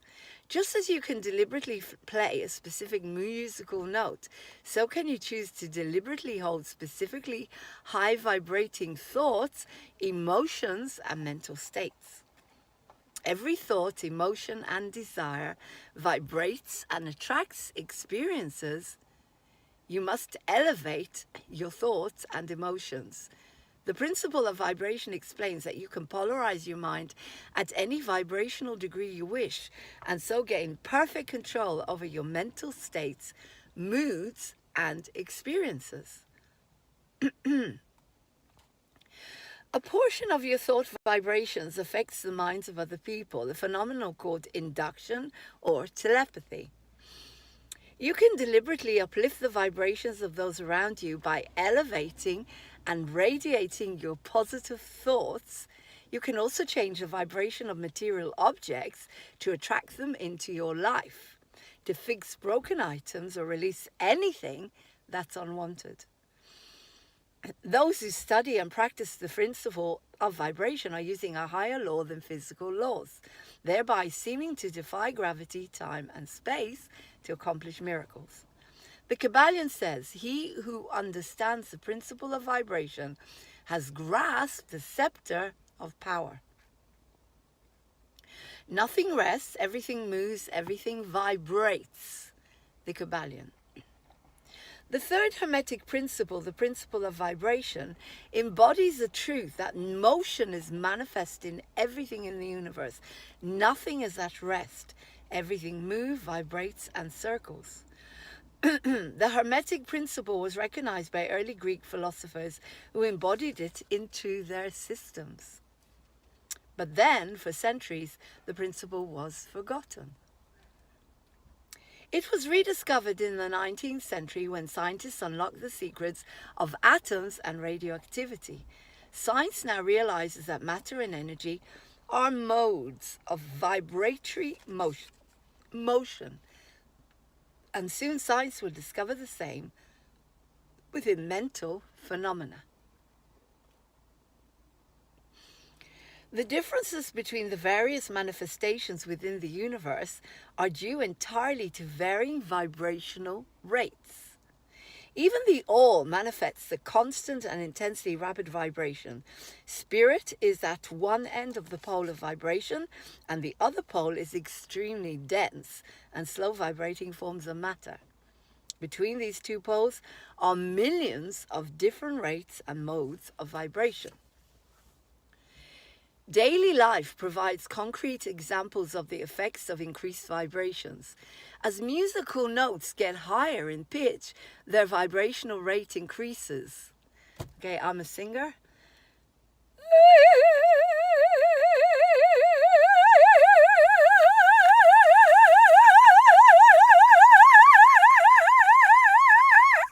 You hear? Vibrates really, really fast. Oh, not too fast. Oh, you see the difference, okay? As musical notes get higher in pitch, their vibrational rate increases. Eventually, the notes and vibrations are so high they are imperceptible. Colors are another example. Real is the lowest of the real is vibrational color. Colors are another example. Red is the lowest vibrational color the human eye can see. And violet is at the top of the spectrum. There are even higher notes, colors, and energies that are beyond human perception. When an object vibrates fast enough, its molecules disintegrate and resolve themselves into the original atoms. Then the atoms, following the principle of vibration, are separated into the countless electron and protons of which they are composed. With a high enough frequency of vibration, even these elements will eventually scatter. The remaining essence of the object is then composed of ethereal substance. The faster vibrations liberate the object's light, heat, and other energy from its previously confining molecules and atoms. If the vibrations were further increased, the dematerialized object would climb the successive mental and spiritual planes until it would finally re-enter the all. Just as a musical note may be reproduced by causing an instrument to vibrate at a certain rate, so can mental states be reproduced at will. Okay, in other words, you can control your mental state and lift your vibration to any level you choose. Every thought, emotion, reason, will, desire, mental state is accompanied by vibrations, a portion of which affects the mind of other people through induction. This produces telepathy and other forms of psychic phenomena and mental influences. With a little reflection, you'll see that the principle of vibration underlies the wonderful phenomena and power manifested by masters and adepts who set aside natural laws. In reality, they are simply using one law against another to accomplish their results. They have learned to change the vibration of material objects and other forms of energy and perform miracles. Remember the Hermetic axiom? He who understands the principle of vibration has grasped the scepter of power. Okay, chapter 9. Sacred principle number 4, the principle of polarity. The principle of polarity could be also called the principle of practicality, since it offers a profoundly practical tool for living, manifesting, healing, and practicing divine magic. The first 3 principles have discussed how the material, mental, and spiritual planes are from the same energy, which the Hermetists call the all. The differences in planes are purely because they vibrate at different levels. Rates. The 4th principle states that everything has 2 polarities or extremes. These seeming opposites are part of the same pole and are just situated at different ends. For example, hot and cold are extremes of the pole called temperature. The Kybalion says the difference between things diametrically opposed to each other is merely a matter of degree. In between the 2 polarities of hot and cold are countless degrees of warmth and coolness. It's the same way with every apparent opposite: hard and soft, noise and quiet, light and dark, good and bad, love and fear. When you find one thing, you'll also find the potential for its opposite. The principle of polarity empowers you to transmute an undesirable situation to the other end of the pole and manifest a desirable situation. If something undesirable is present in your life, it means that its opposite is also present. This principle works by lifting your mental vibrations to a higher level to banish the undesirable and attract the desirable. Let's use the example of money. One end of the money pole is prosperity, where you have as much money as you could possibly desire. Poor is at the other end, where there isn't enough money to meet your needs. In between these 2 extremes are countless financial situations in between poverty and prosperity. Let me show you it in the book. Poverty and prosperity. It's probably upside down, but I can't turn this around at the moment because I'm filming it on my phone. If you worry about money or complain that you don't have enough, your thoughts are going towards poverty, end of the pole. Consequently, that's what you'll attract. Even if you don't seem to have money right now, you can use the principle of polarity to improve your financial situation. So let's see, that's interesting. Imagine a lever sliding up and down the money pole.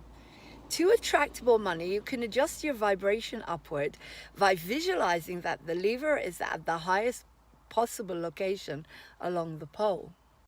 Since this pole is in your mind, it's your creation. Therefore, it's your personal money pole. Even if you're worried about money, you can mentally will the lever to move up higher. That visualization can immediately attract windfalls of prosperity, provided you monitor the lever's position to ensure it stays at the upper end at the pole.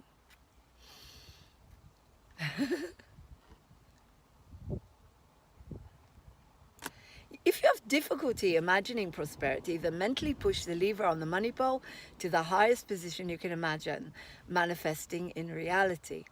There's no point in asking you to visualize something you can't accept as a real possibility. Yet, any improvement in elevating your lever up the money pole, you will have a positive effect on your finances. This is true even if you can only imagine pushing your lever up 1 notch above its current position.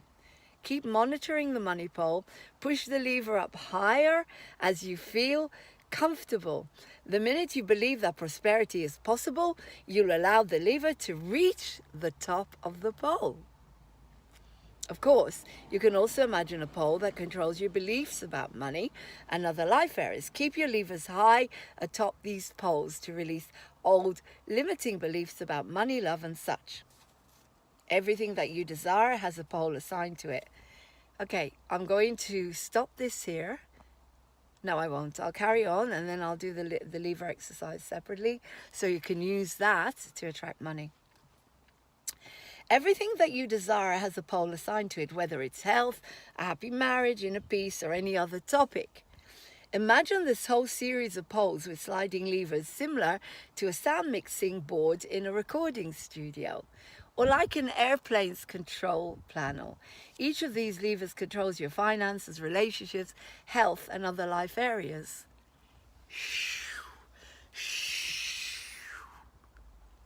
You're pushing it to the highest vibration to attract it.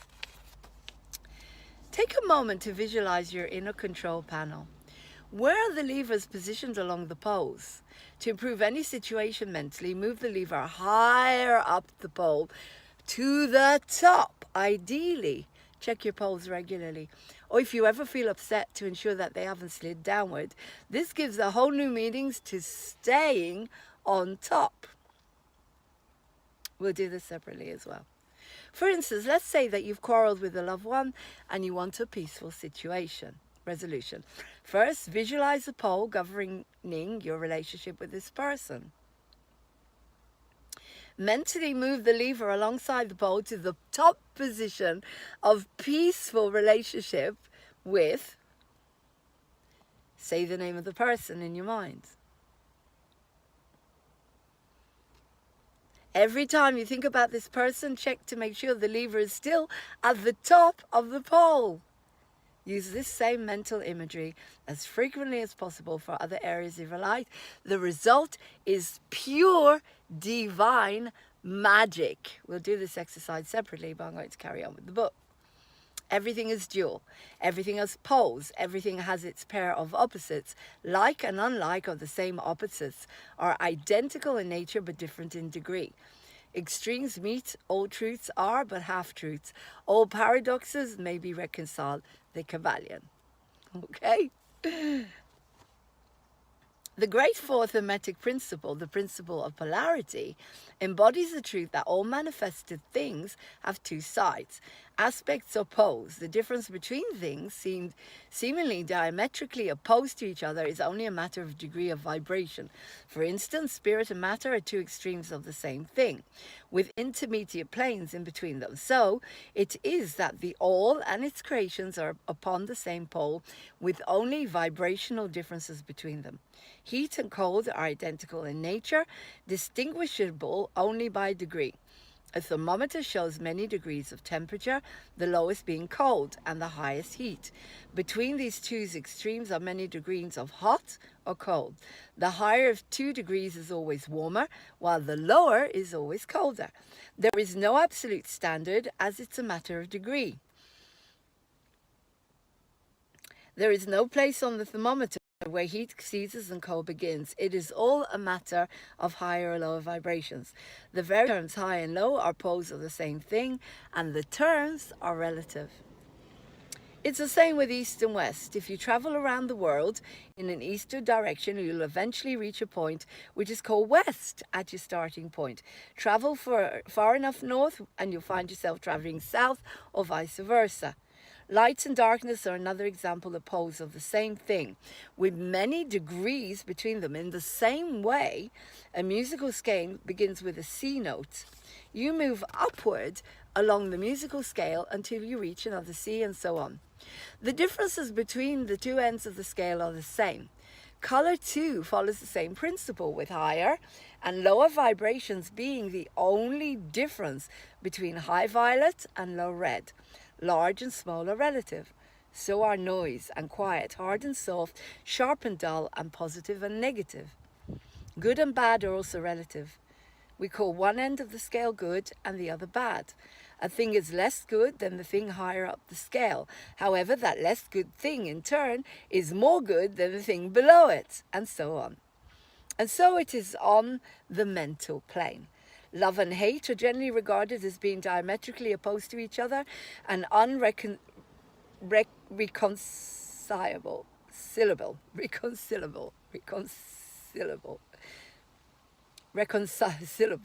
But as we apply the principle of polarity, we find there's no such thing as absolute love or absolute hate as distinguished from each other. They are merely terms applied to the two poles of the same thing. Beginning at any point of the scale, we find more love or less hate as we ascend, and more hate or less love as we descend. There are degrees of love and hate, and a middle point where like and dislike become indistinguishable. Courage and fear come under the same rule. These pairs of opposites exist everywhere, and wherever you find one thing, you'll find its opposite at the other extreme of the same pole. This fact enables you to transmute one mental state into another along the lines of polarization. Things belonging to different classes cannot be transmuted into each other, but things of the same class may have their polarity changed. So love never becomes east or west or red or violet. Love may and often does turn into hate. Likewise, hate may be transformed into love by changing its polarity. Courage may be transmuted into fear and the reverse. Hard things may be rendered soft. Dull things become sharp. Hot things become cold. It's all the same process. The transmutation always involved things of the same kind of different degrees. Take the case of a fearful man. By raising his mental vibrations along the line of fear and courage, he can be filled with the highest degree of courage and fearlessness. And likewise, the slothful person may change himself into an active, energetic individual simply by polarizing along the lines of the desired quality. The two ends of the poles may be classified as positive and negative. Love is positive to the negative hate, positive courage to negative fear, positive activity to negative non-activity, and so forth. The positive pole is a higher degree than the negative and readily dominates it. The tendency of nature is in the direction of the dominant activity of the positive pole. So you see that you could change your mental state by moving upward toward the positive pole, and that nature will help you along. In addition to changing the poles of your own conditions, the principle of polarization allows you to also influence another's mind to elevate their mental state. Mental induction means that mental states may be produced by induction from others. So a higher mental vibrational rate may be communicated to another person, elevating the polarity of that person's mental state. This is how the majority of mental treatments occur. For instance, let's say that a person is depressed and filled with fear. A mental scientist uses their will to increase the vibration of their mind. Then they extend this positive vibration to the other person to produce a similarly higher vibration through induction. This raises the other person's vibration and results in polarization at the positive end of the scale. Fear and other negativity are transmuted into courage, and similar vibrations that result in polarization at the positive end of the scale. Fear and other negativity are transmuted into courage and similar positive mental states. A little study will show you these mental changes are all along the line of polarization, with changes only being within a few degrees of another. This great hermetic principle enables us to better understand our own mental states and those of other people. We see that these states are all matters of degree, and that we can raise or lower the vibration at will to change our mental poles. We can master our mental states instead of being their servant and slave. And by this knowledge, we can aid others intelligently and positively raise their polarity. We advise all students to familiarize themselves with the principle of polarity, because a correct understanding will throw light on many subjects. When I finish reading this book, I'm going to go into every single principle slowly and explain it. And I'm also going to give you my life experiences so you can understand it better and you can apply it. Whoops! You can apply it to your life and you can get to the high vibration I am on. And others are on. With me, without medication, I'm very grateful to say never ever needed it, never will need it, never will use it. But you have to choose what to do. Anyway, chapter 10, sacred principle number 5, the principle of rhythm. I've got rhythm.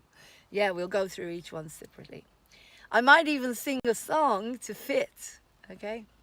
The principle of rhythm ties together the principles of correspondence, vibration, and polarity. This principle states that everything moves pendulum-like up and down the poles discussed in the previous chapter. The cycle of life illustrates these rhythms with birth, life, death, and rebirth. Ocean tides and seasons are other examples. The Hermetists say that the principle of rhythm explains changes in moods, feelings, and experiences.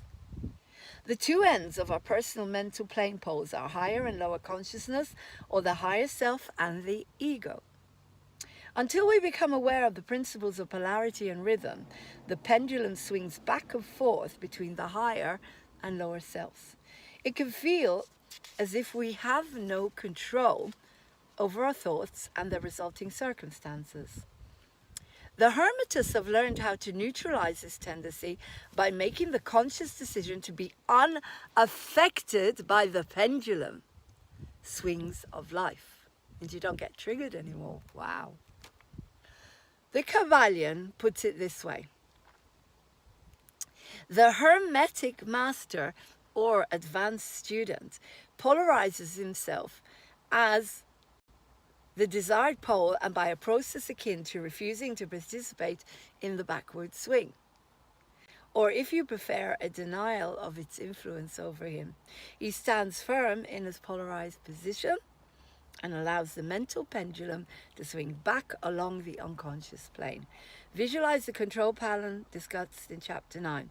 Slide all your levers to your highest position, okay? So money, whoosh! Health, whoosh! Love, whoosh! Career, whoosh! Psychic abilities, whoosh! All at the top, okay? They're all at the top now. To manifest at a consistently high rate, keep your mental poles fixed at the highest point, so don't let them drop. Okay? This visualization can help you avoid the belief that bad follows good or experiencing depression following elation. If you ever become angry, discouraged, or feel bad in any way, remember to check your control panel. The principle of rhythm says that in life you'll experience changes and fluctuations, but you can be like the wise sailor who stays clear of the swinging boom mast on the ship.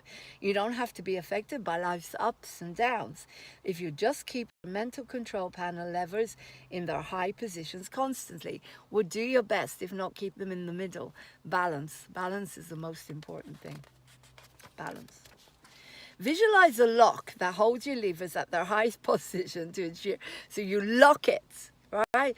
The highest position to ensure the consistent elevation. The Kabbalion says, an understanding of the workings of this principle will give one to the key to the mastery of these rhythmic swings of feelings. In other words, the power of your decision can help you ride a continual tide of upward swings. Okay, so lock your lever at the top if you can. Everything flows out and in. Everything in its tides. All things rise and fall. The pendulum swings, manifests in everything. The measure of the swing to the right is the measure of the swing to the left. Rhythm compensates, the Kabbalion. So just keep imagining your lever is right at the top for everything. And if you feel a little bit low, close your eyes. Where's my lever? Oh, it's gone all the way. Whoosh! I'm going to push it up, okay? It's a bit like the law of attraction. If you can't push it all the way up, push it a tiny bit, a little bit at a time. And that way, bit by bit, you come out of it. The great fifth Hermetic principle, the principle of rhythm, embodies the truth that everything moves in measured motion. This could also be described as a to and from movement, a flow and inflow, a swing forward and backward, a pendulum-like movement, a tide-like ebb and flow, and a high tide and a low tide. This steady movement occurs along the poles within the physical, mental, and spiritual planes. The principle of rhythm is closely connected with the principle of polarity described in the preceding chapter. Rhythm swings between the two poles established by the principle of polarity. This does not mean, however, that the pendulum of rhythm swings to the extreme poles. This rarely happens. In fact, it's difficult to establish the extreme polar opposites in the majority of cases. But the swing forever goes towards the direction of the pole's extreme, even if it never reaches them. There is always an action and reaction, an advance and retreat, and a rising and sinking manifested in all of the planes of the universe. Suns, worlds, men's, animals, plants, mineral, forces, energy, mind, matter, and even spirit manifest this principle. Rhythm manifests in this creation and destruction of worlds, in the rise and fall of nations, in the life history of all things, and in the mental states of humans. Universes begin and end with the exhaling and inhaling of the all. Universes are created, reach their extreme point of materiality, and then begin their upward swing towards spirit. Sun springs into being, achieve their height of power, and the process of retrogression begins. After eons, they become dead masses of matter, awaiting another impulse to spark their inner energies into actively to begin a new solar life cycle. All the worlds are born, grow, and die, only to be reborn. This is how it is with everything, swinging from action to reaction and from birth to death. Remember your levers all the time. Where are they? It's a bit like the wheel of life. I would do an exercise with you, and that'll be, after I finish reading the book. All the worlds are born, grow, and die, only to be reborn. This is how it is with everything swinging from action to reaction, from birth to death. Every being goes through the cycle of birth, growth, maturity, decadence, death, and new birth. The swing of the pendulum is evident everywhere. Think of the days and the seasons. Night follows day and day night. Sunrise, sunset, sunrise, sunset. Swiftly go the days, one season following another, laden with happiness and tears. Yeah? Think of the days and the seasons, night followed day and day night. The pendulum swings from summer to winter and back again.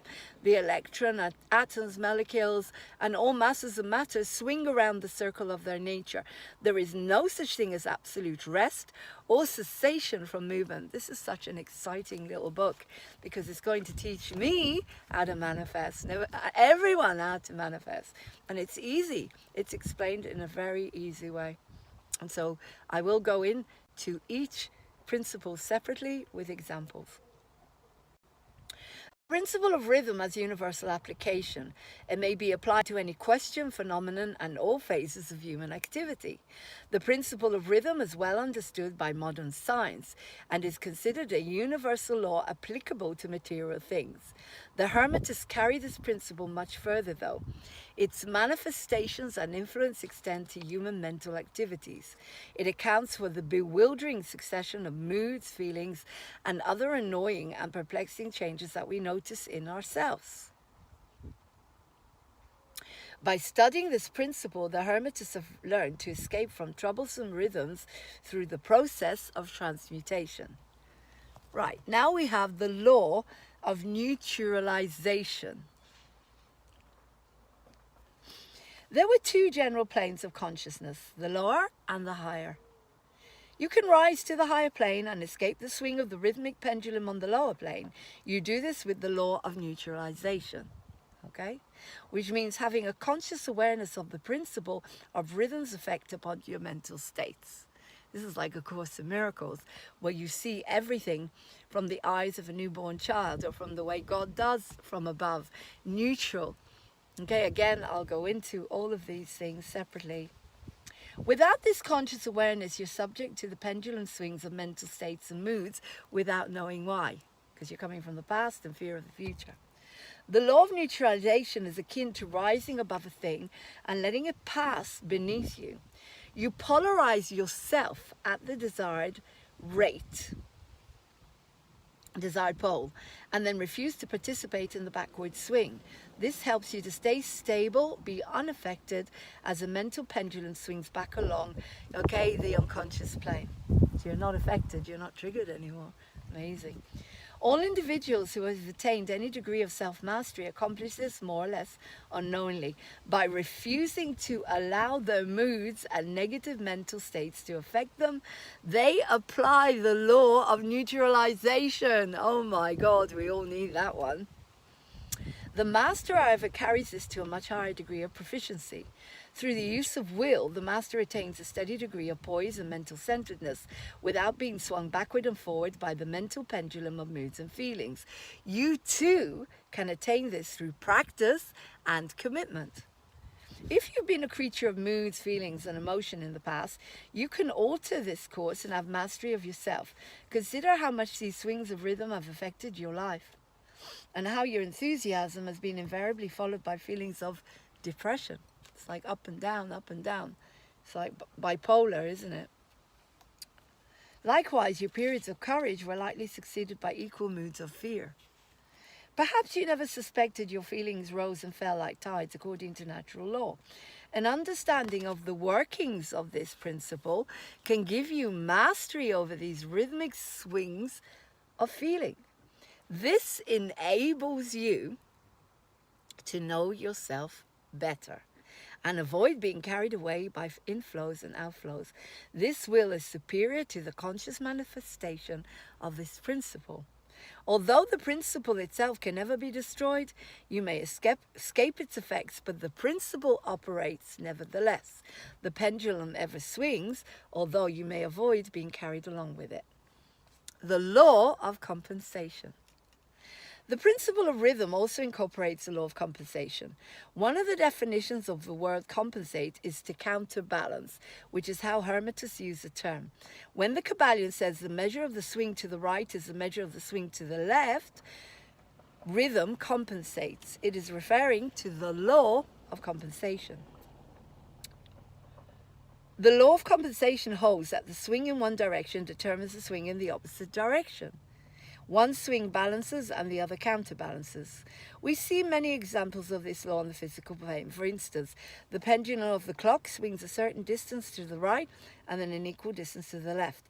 The seasons balance each other in the same way. Ocean tides. It is true. If you find yourself getting really, really moody because you've been triggered, really angry about something, you're likely to go very, very far into depression. Okay, so if you don't get too angry, you won't go too far into depression, or you won't go too far into excitement and elatement. It's all about finding that law of compensation, that balance. When the pendulum swings a short distance in one direction, its backward swing is equally short. Long swings to and fro are also equivalent to one another. The law of compensation applies to both the material and mental planes.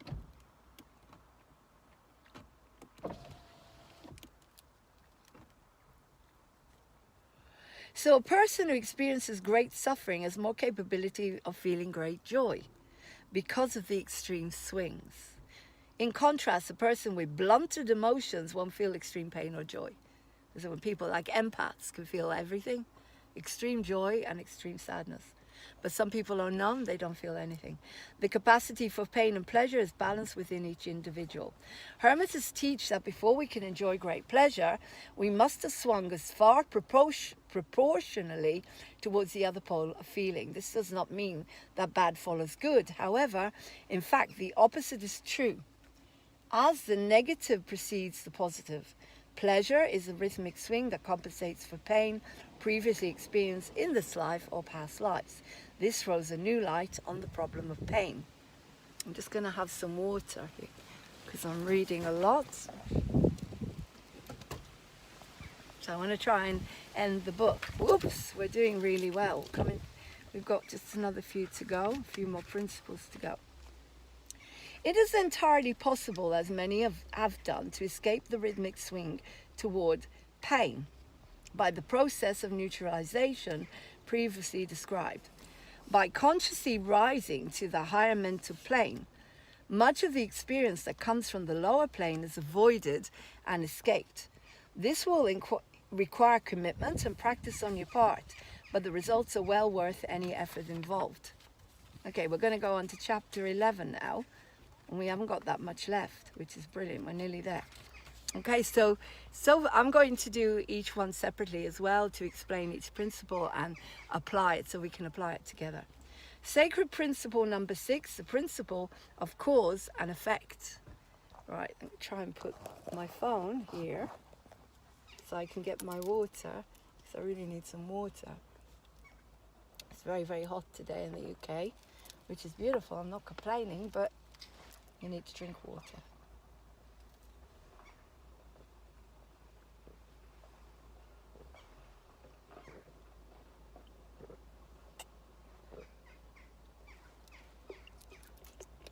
Okay. Sacred principle number 6, the principle of cause and effect. The principle of cause and effect states that nothing happens by chance. Everything in the universe has an identifiable cause. When something appears to occur by chance, it means that the cause is unrecognized. Causes aren't creators or events or circumstances. They're catalysts in a long chain of them, usually driven by underlying beliefs about life and the way that it is. For instance, if you believe that you won't be hired for your dream job, you'll never apply for it. Okay? Yet this belief is only one factor in a chain of causes. For instance, where did the belief come from? If you say, well, my parents modeled it for me, then there's still the question of where your parents acquired this belief. So there's no point in tracing it through chains or events in search of a primary cause. The important and more helpful point is to develop an awareness of this principle in your own life. Without an awareness of cause and effect, you may be unduly influenced by external factors, such as the desires of those exerting willful force willful force in your direction. Hermetic says that you can't change or stop the principles and laws. You can, however, use higher will to prevail against lower will. A conscious awareness of cause and effect combined with intention and practice helps you rise above external influences. The Kabbalion says this conscious awareness helps us to become movers in the game of life instead of pawns, causes instead of effects, so you're in control. Notice any strong thoughts or feelings you have throughout the day. These can be thoughts and feelings and seem to just pop in of their own accord, or ones that are consciously manifested. Be aware of recurring thoughts and feelings, especially those involving strong feelings. As you notice these intense thoughts and feelings, immediately visualize your mental control panel, remember? Observe whether the pole levers have slid downward or whether they remain upward in response to your strong feelings and thoughts. Use your will to lift the levers that have slid down.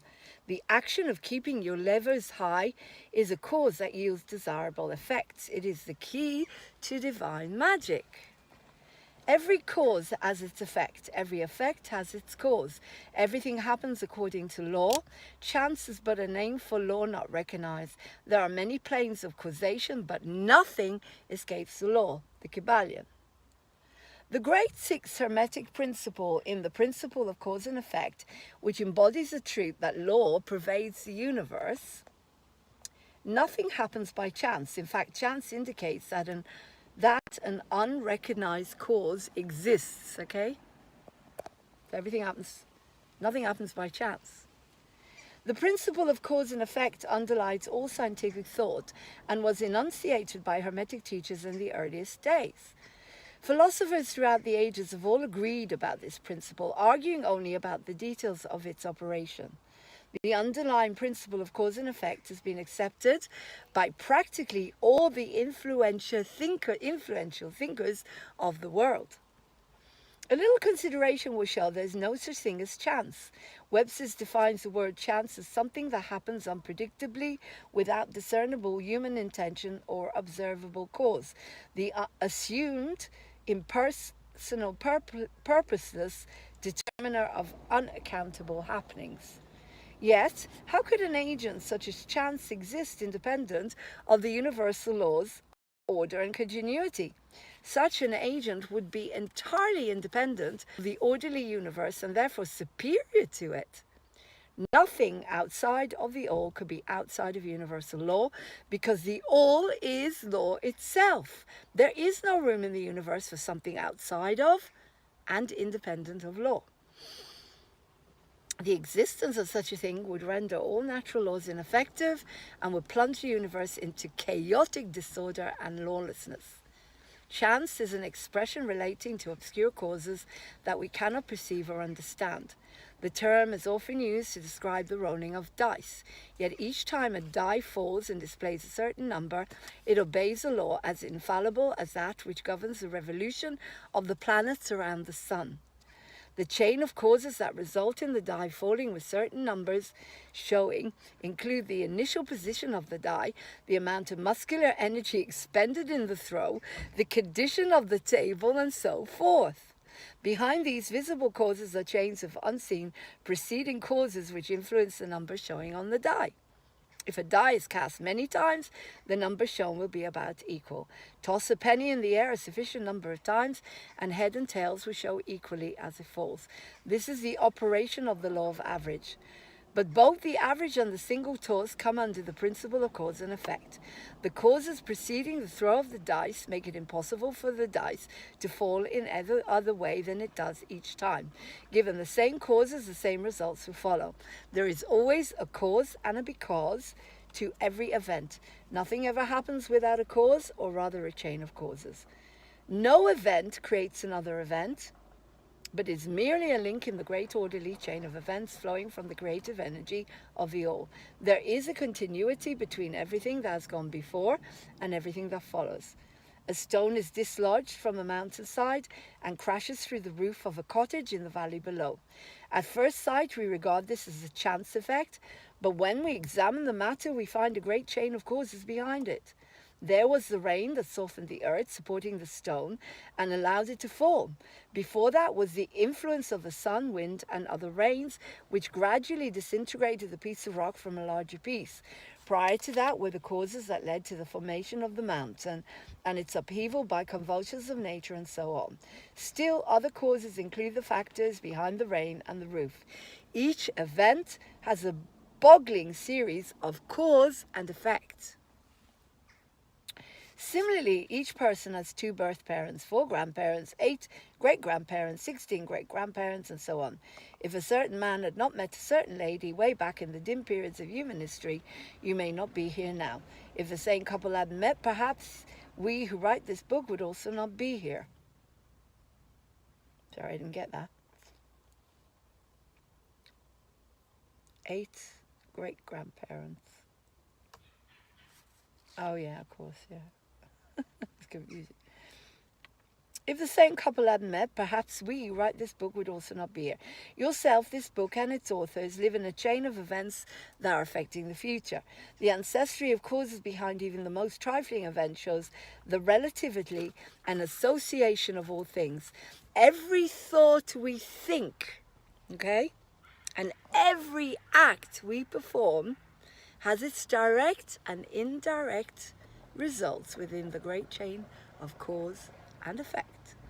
Nothing is large or small in the mind of the all, because they're all connected. This discussion may also trigger questions about free will or determination. According to Hermetic teachings, neither side of the free will controversy is entirely correct. In fact, both sides are particularly right. The principle of polarity shows that both are half-truths and opposing ends of the pole of truth. Humans are both free and yet bound by necessity. Some people are slaves to their heredity and environment and enjoy very little freedom. They are swayed by the opinions, customs, and thoughts of the outside world and by their emotions, feelings, and moods. They claim they are free to do whatever they want to without analyzing the reasons why they want to do something. Too many people are carried along like falling stones, obedient to environment, outside influence, internal moods, and the desires and wills of others stronger than themselves. Move like the pawns on the checkerboard of life. They play their part and are laid aside after the game is over. But those who have learned self-mastery understand the rules of the game. They rise above the plane of material life and place themselves in touch with the higher powers of their nature. They determine their own moods, energy levels, and polarities, as well as the environment surrounding them. They become movers in the game instead of pawns, causes instead of effects. These masters don't escape the causation of the higher planes. They simply work with the higher laws and master circumstances on the lower plane. They form a conscious part of the law instead of being its blind instruments. While they serve on the higher planes, they rule on the material plane. On the higher or lower planes, the law is always in operation. There is no such thing as chance, and everything is governed by universal law. The infinite number of laws are manifestations of the one great law, the law which is the all. No sparrow drops unnoticed by the mind of the all. Even the hair on our heads are numbered. There is nothing outside of law and nothing that happens contrary to it. And yet we are not blind slaves to these laws. The Hermetic teachings are that humans may use laws to overcome laws. The higher will always prevail. The higher will always prevails against the lower. Okay, chapter 12.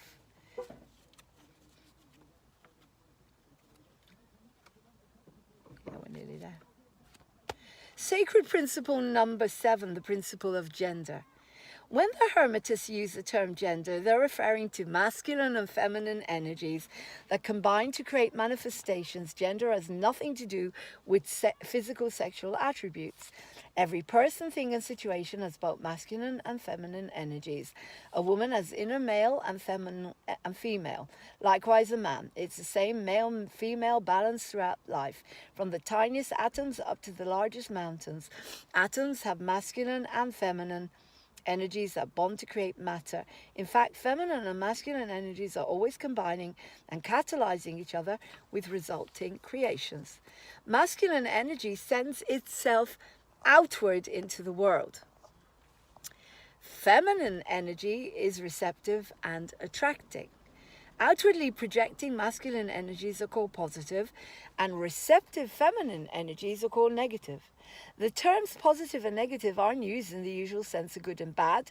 They refer only to the direction in which energy flows, like the plus and minus signs on a battery. Like a battery, plus and minus, or a magnet. The principle of gender works on all three planes of correspondence: physical, mental, and spiritual.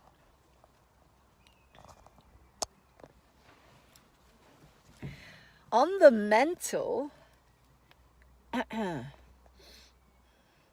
plane, masculine energy is expressed as the conscious mind, and feminine energy, the unconscious mind.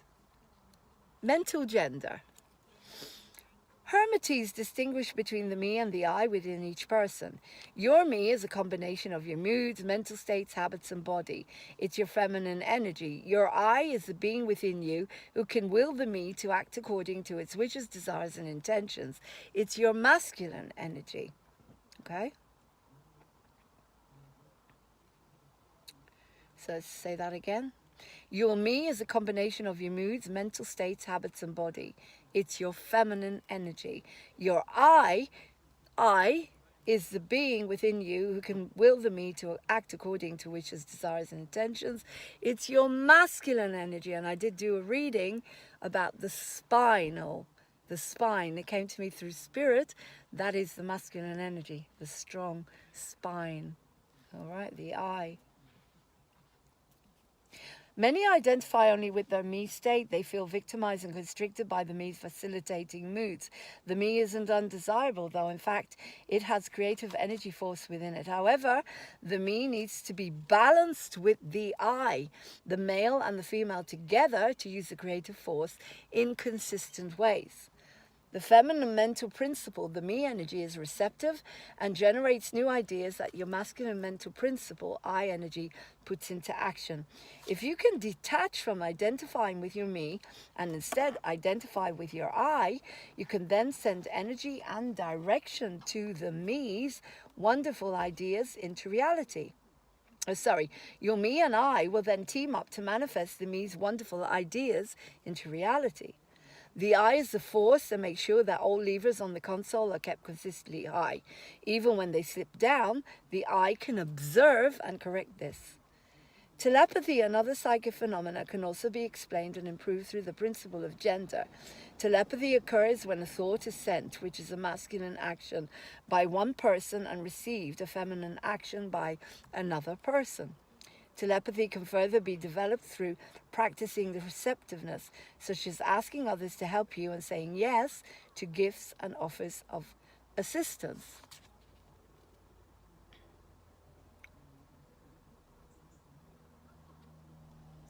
Often people who are physically blocked and unable to see or feel angels or other psychic energies are those who are such generous givers they rarely allow themselves to receive. This makes them unbalanced in their male energy, and so it's difficult for them to relax and become aware of the inflow of spirit. People who have competitive or high-stress jobs often get overly situated in their male energy. Another psychic block occurs when a person tries too hard to make a psychic vision happen. Striving is a male energy.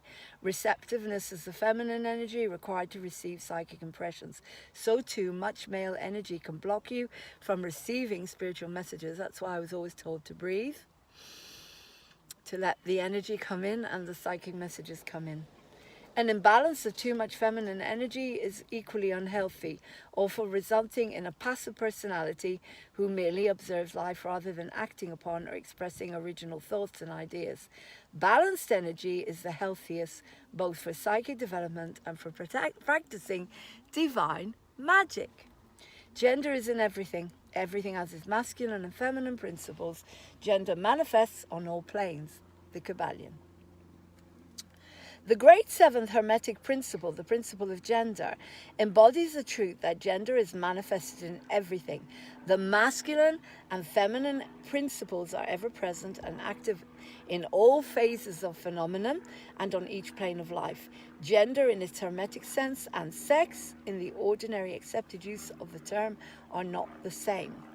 The word gender is derived from the Latin root meaning to beget, procreate, generate, create, or produce. This word has a much broader meaning than the term sex, which refers to the physical distinctions between male and female beings. Sex is merely a manifestation of gender on the great physical plane. In contrast, the effects of gender's creating, producing, and generating are visible on every plane. For instance, we find manifestations of the principle of gender among the protons, ions, and electrons, which constitute the basis of matter. These protons, electrons, and ions revolve around each other and vibrate at a high degree and intensity.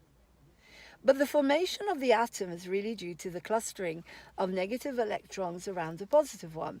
The protons influence the electron, causing the latter to assume certain combinations and so create or generate an atom. This is in line with the most ancient Hermetic teachings, which have always identified the masculine principle of gender with the positive and the feminine with the negative poles of electricity. We aren't using the terms of positive or negative in the ordinary sense, where positive means something real and strong and negative means weakness. Nothing is further from the real facts of electrical phenomenon. The negative pole of the battery is really the pole throughout which the production of new forms and energies are manifested. There is nothing negative about it. Science now uses the word cathode in place of negative. The word cathode, I hope this is okay because the light has changed, the sun. I think the sun, we'll turn around actually. We'll turn around because the sun is now behind. So you can see my car, I'm sorry about that, instead of the beauty. Right, let's see. It doesn't make much more difference really. You can see the beauty instead of the cars. Right, I hope you're enjoying this. I think it's amazing. I'm going to analyze it. Eventually I'll analyze each chapter. Science now uses the word cathode in place of negative. The word cathode derives from the Greek root meaning descent, the path of generation. The cathode or negative pole is the mother principle of electrical phenomena. Instead of using the terms cathode or negative though, we shall use the word feminine in speaking of that pole of activity. The pole of activity. Sorry, I'm just charging my battery so we can keep going. There we go. The attraction of feminine electrons and masculine protons create atoms. When the feminine electron unites with a masculine proton, it's gone quite dark in here. Let's see if I put the light on without making it. No, it's nothing. Yeah, the sun's gone. Anyway, I'm just going to carry on because we're nearly finished anyway. Just going to carry on reading. Right. The attraction of feminine electrons and masculine protons create atoms. When the feminine electron unites with a masculine proton, the creative process begins. Feminine particles vibrate rapidly under the influence of the masculine energy and circle rapidly around the latter. The result is the birth of a new atom composed of a union of the masculine protons and feminine electrons. However, when the union is formed, the atom is a separate thing having certain properties. Electrons and protons are the most active workers in nature's field. Their unions create light, heat, electricity, magnetism, attraction, repulsion, chemical affinity, and similar phenomena. All this arises from the principle of gender on the plane of energy. The masculine principle seems to direct energy towards the feminine principle, which starts the creative process. The feminine principle always does the creative work on all planes. Everything in the organic world manifests both genders. The masculine is always present in the feminine form and the feminine present in the masculine form. Gender is in constant operation and manifestation in the field of inorganic matter and energy. The scope of this book doesn't allow for a thorough scientific discussion of the phenomena of attraction and repulsion of atoms, chemical affinity, or the attraction or cohesion between the molecules of matter and atomic particles. These facts are too well known to need extended comment from us. Hermetic teaches that all of these activities and phenomena are manifestations of the gender principle. Moreover, the law of gravitation, that strange attraction in which all particles and bodies of matter in the universe tend towards each other, is another manifestation of the principle of gender and the attracting the masculine to the feminine energies. The principle of gender and the mental plane. Let us now consider the operation of the principle on the mental plane, where many interesting features and await examination. Psychologists speak about the dual mind, which they label the conscious and the unconscious. These seemingly new theories have been discussed in Hermetics since ancient times. Dual mind theories always so correspond to the principle of gender. The masculine principle of mind corresponds to the conscious mind, and the feminine principle mind corresponds to the unconscious mind. To get a deeper sense of this teaching, turn your attention inward upon the self dwelling within you. Your conscious reports the existence of this self to you with I am feelings, thoughts and phrases. Focus a little while longer and you realize this I am can be separated into two distinct parts. While these two parts work in unison, they may nevertheless be separated in consciousness. While at first there seems to be only an I existing, a more careful examination reveals that there is both an I and a me.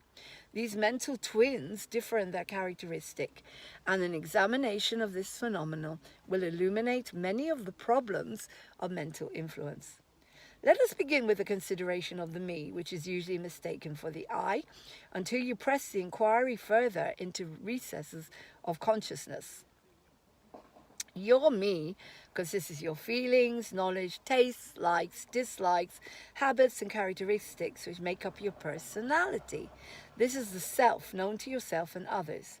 The me's emotions and feelings change and are subject to the principles of rhythm and polarity, which manifests one extreme of feeling to another triggers.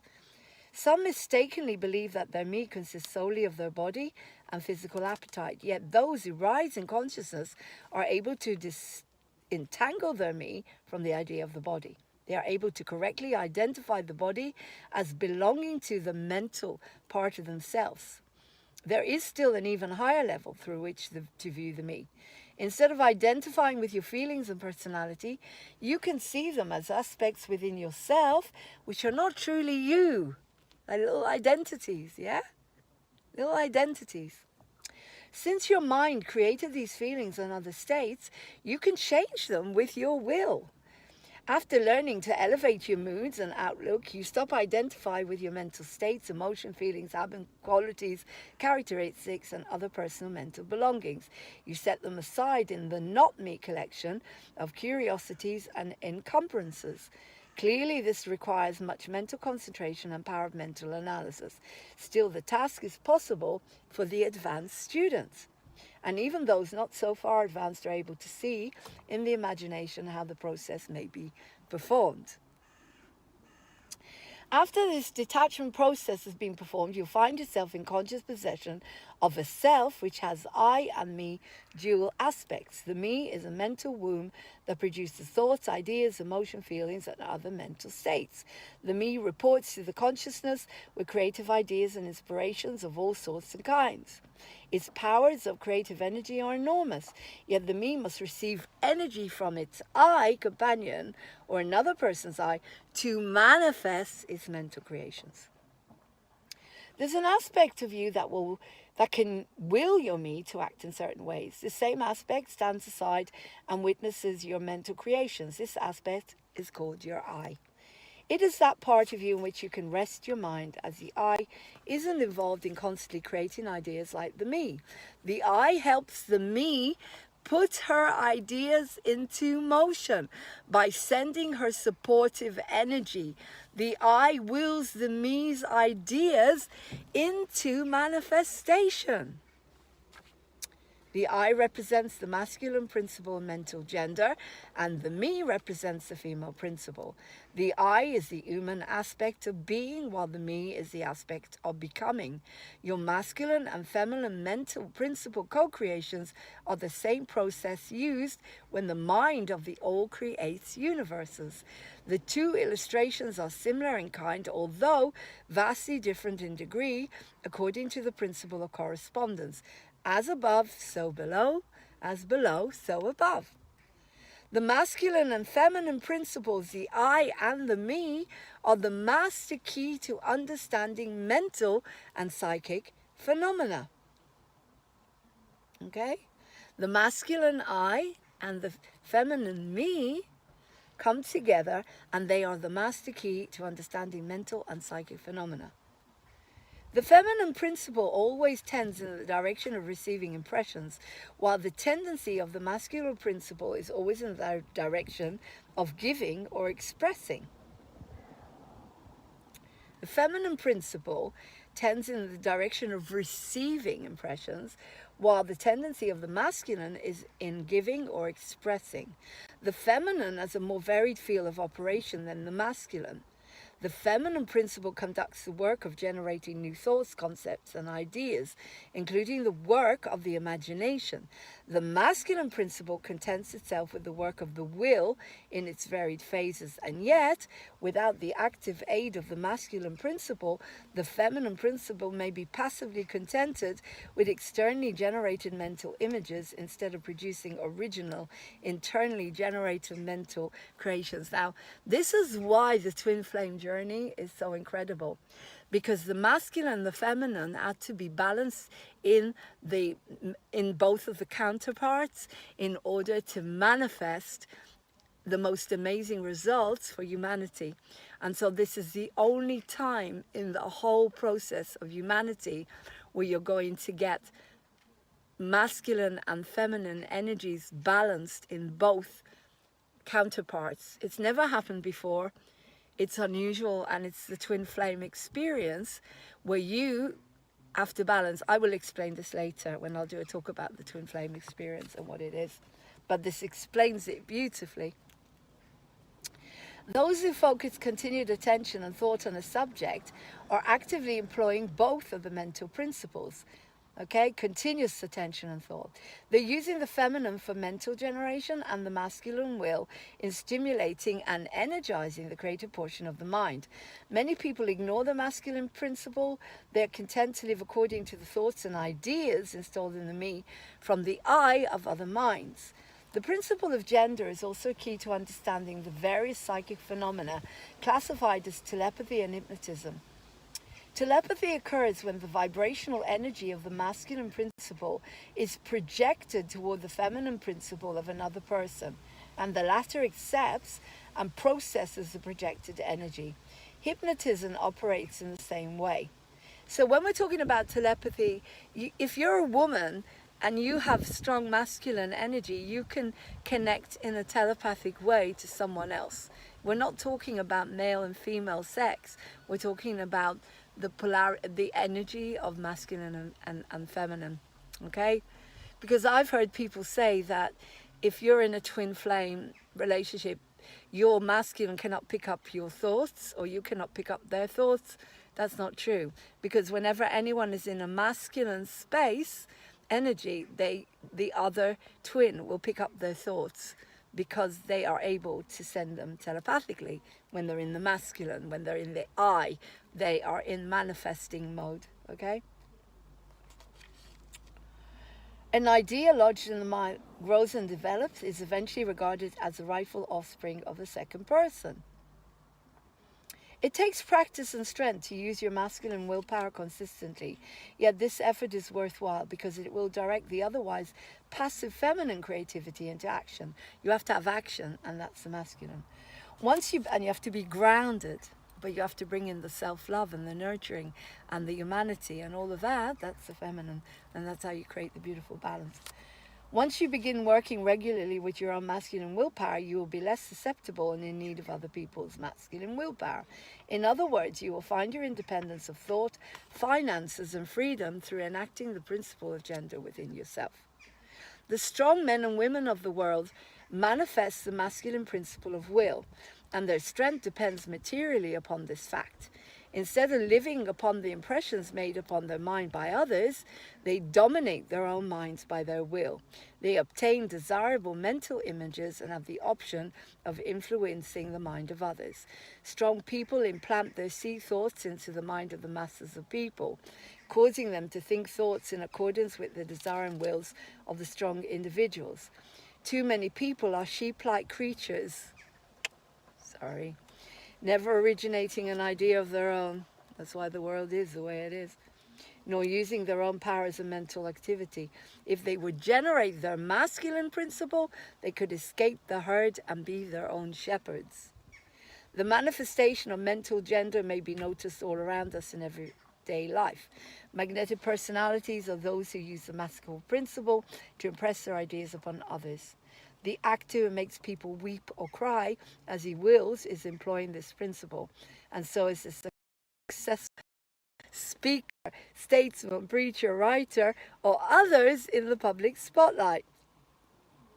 This peculiar influence exerted by some people over others is due to the manifestation of mental gender along the vibrational lines we have described. This principle is the secret of personal magnetism and influence, as well as the phenomena called hypnotism. The energizing of the feminine principle by the vibrational energy of the masculine principle is in accordance with the universal laws of nature. The very creation of the universe follows the same principles of gender, along with all creative manifestations upon the spiritual, mental, and physical planes, as above, so below, as below, so above. When the principle of mental gender is one grasped and understood, the varied psychological and psychic phenomena are understandable. The principle works in practice because it's based upon the universal laws of life. With the aid of Kybalion, you may approach any occult library anew. These principles from ancient Egypt illuminate many topics previously considered mysterious. That is the purpose of this book. We do not come expounding a new philosophy, but rather furnishing the outlines of great old world teachings which will clarify the teachings of others. May these teachings serve as a great reconciler of different theories and opposing doctrines. Ultimately, they are all the same, as the principle of polarity has reminded us. Afterward, Hermetic axioms. The Kybalion offers both philosophical and practical insights that can assist you with any endeavor.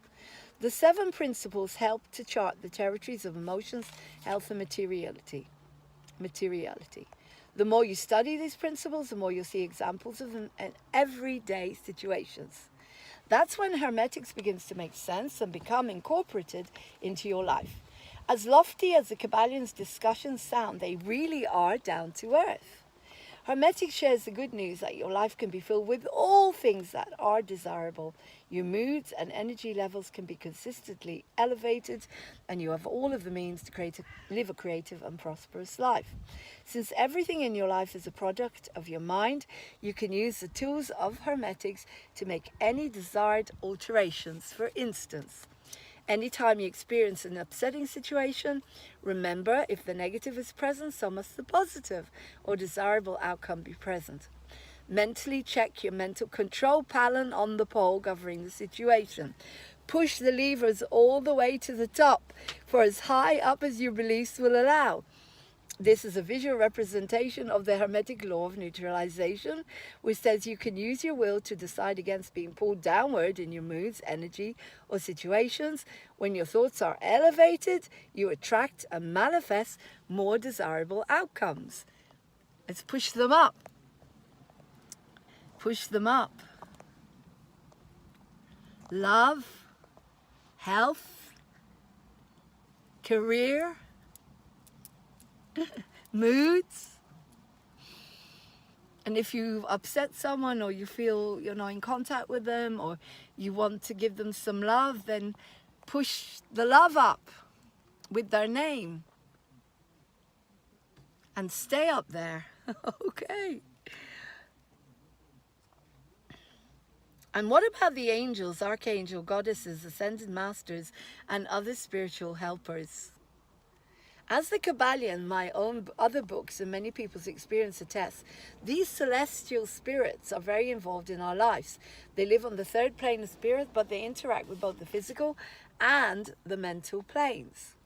Because they vibrate at a higher frequency than matter or mind, the angelic and ascended master realms can help to elevate us. Just by thinking about angels and divinities, your thoughts are raised to a higher frequency. You can also ask these beings to assist you in keeping the levers high on your mental control. So angels, help us. And the starseeds and earth angels are here. I'm an earth angel and a starseed, as do quite a lot of us that probably are watching this channel now, are angels and starseeds, come here to help humanity feel and heal, and to push their lever up, and to come out of the mode of not knowing that they need to be in both masculine and feminine energies. The Hermetic principle of gender can help you generate new ideas and put them into action. This principle can help you overcome self-doubt or procrastination. Your inner feminine energy is receptive and eternally patient, which is why she sometimes appears passive and unmotivated. Like a satellite dish receiver, she is also tapped into the collective unconscious, which is the generator of wonderful new ideas, innovations, and inspirations. So your inner female is similar to a sensitive and creative artist who has wonderful ideas but doesn't act upon them. Your inner masculine energy loves taking action. His energy is giving and enthusiastic, which is why he sometimes feels pushy or domineering. He's all action without the inspiration. Living in either energy too much creates an unhealthy imbalance. So I'm trying to get the light here to finish the book. I think there's a bit more light here. There we go. A little bit more light. Yeah. We're coming to the end of the book anyway. Your inner masculine energy loves taking action. His energy is giving and enthusiastic, which is why he sometimes feels pushy or domineering. He's all action without the inspiration. Living in either energy too much creates an unhealthy balance. Yet, imagine if your inner sensitive female artist with all of her wonderful ideas would work as a teammate with the inner male. It'd be like the artist and the manager, talent agent, producer working together as an unstoppable, successful team. Okay? That's the twin flame thing. When they both come together, it's mind-blowing because they're both balanced in the masculine and feminine. And it's never happened before to that extent. Your feminine energy receives divinely inspired ideas, which the masculine energy then acts upon. Your inner male breathes life or spirit into the body of the female ideas. The rhythm of the masculine and feminine is natural unless it's blocked by fear or negative experiences or judgments about one gender. Again, the rhythm of the masculine and feminine is natural unless it's blocked by fear or negative experiences or judgments about one gender. Okay? You have to come to terms with both. One way to experience consistently balanced masculine and female energies is to engage in giving and receiving daily. So each day, give something: time, money, friendly words, and so on, without any attachment to receiving praise, rewards, or gratitude from the recipients. This will engage your masculine energy in a healthy way. So the masculine is giving time, money, friendly words. If you don't have money, just smile. That's giving. Or do what I'm doing. That's giving. Be a gracious receiver. Make it a daily happy to receive, to keep your energy, your feminine energy alive and awakened. Be a grateful receiver. Says thank you without apology or guilt. So anytime you receive something from someone, say thank you. And be happy to receive, because that is the feminine energy. Okay, so you're balancing the gifts that are offered without guilt. Your inner female is quietly receptive to the whispers of divinely inspired ideas. Her teammate, the inner male, is poised to lovingly put these ideas into action.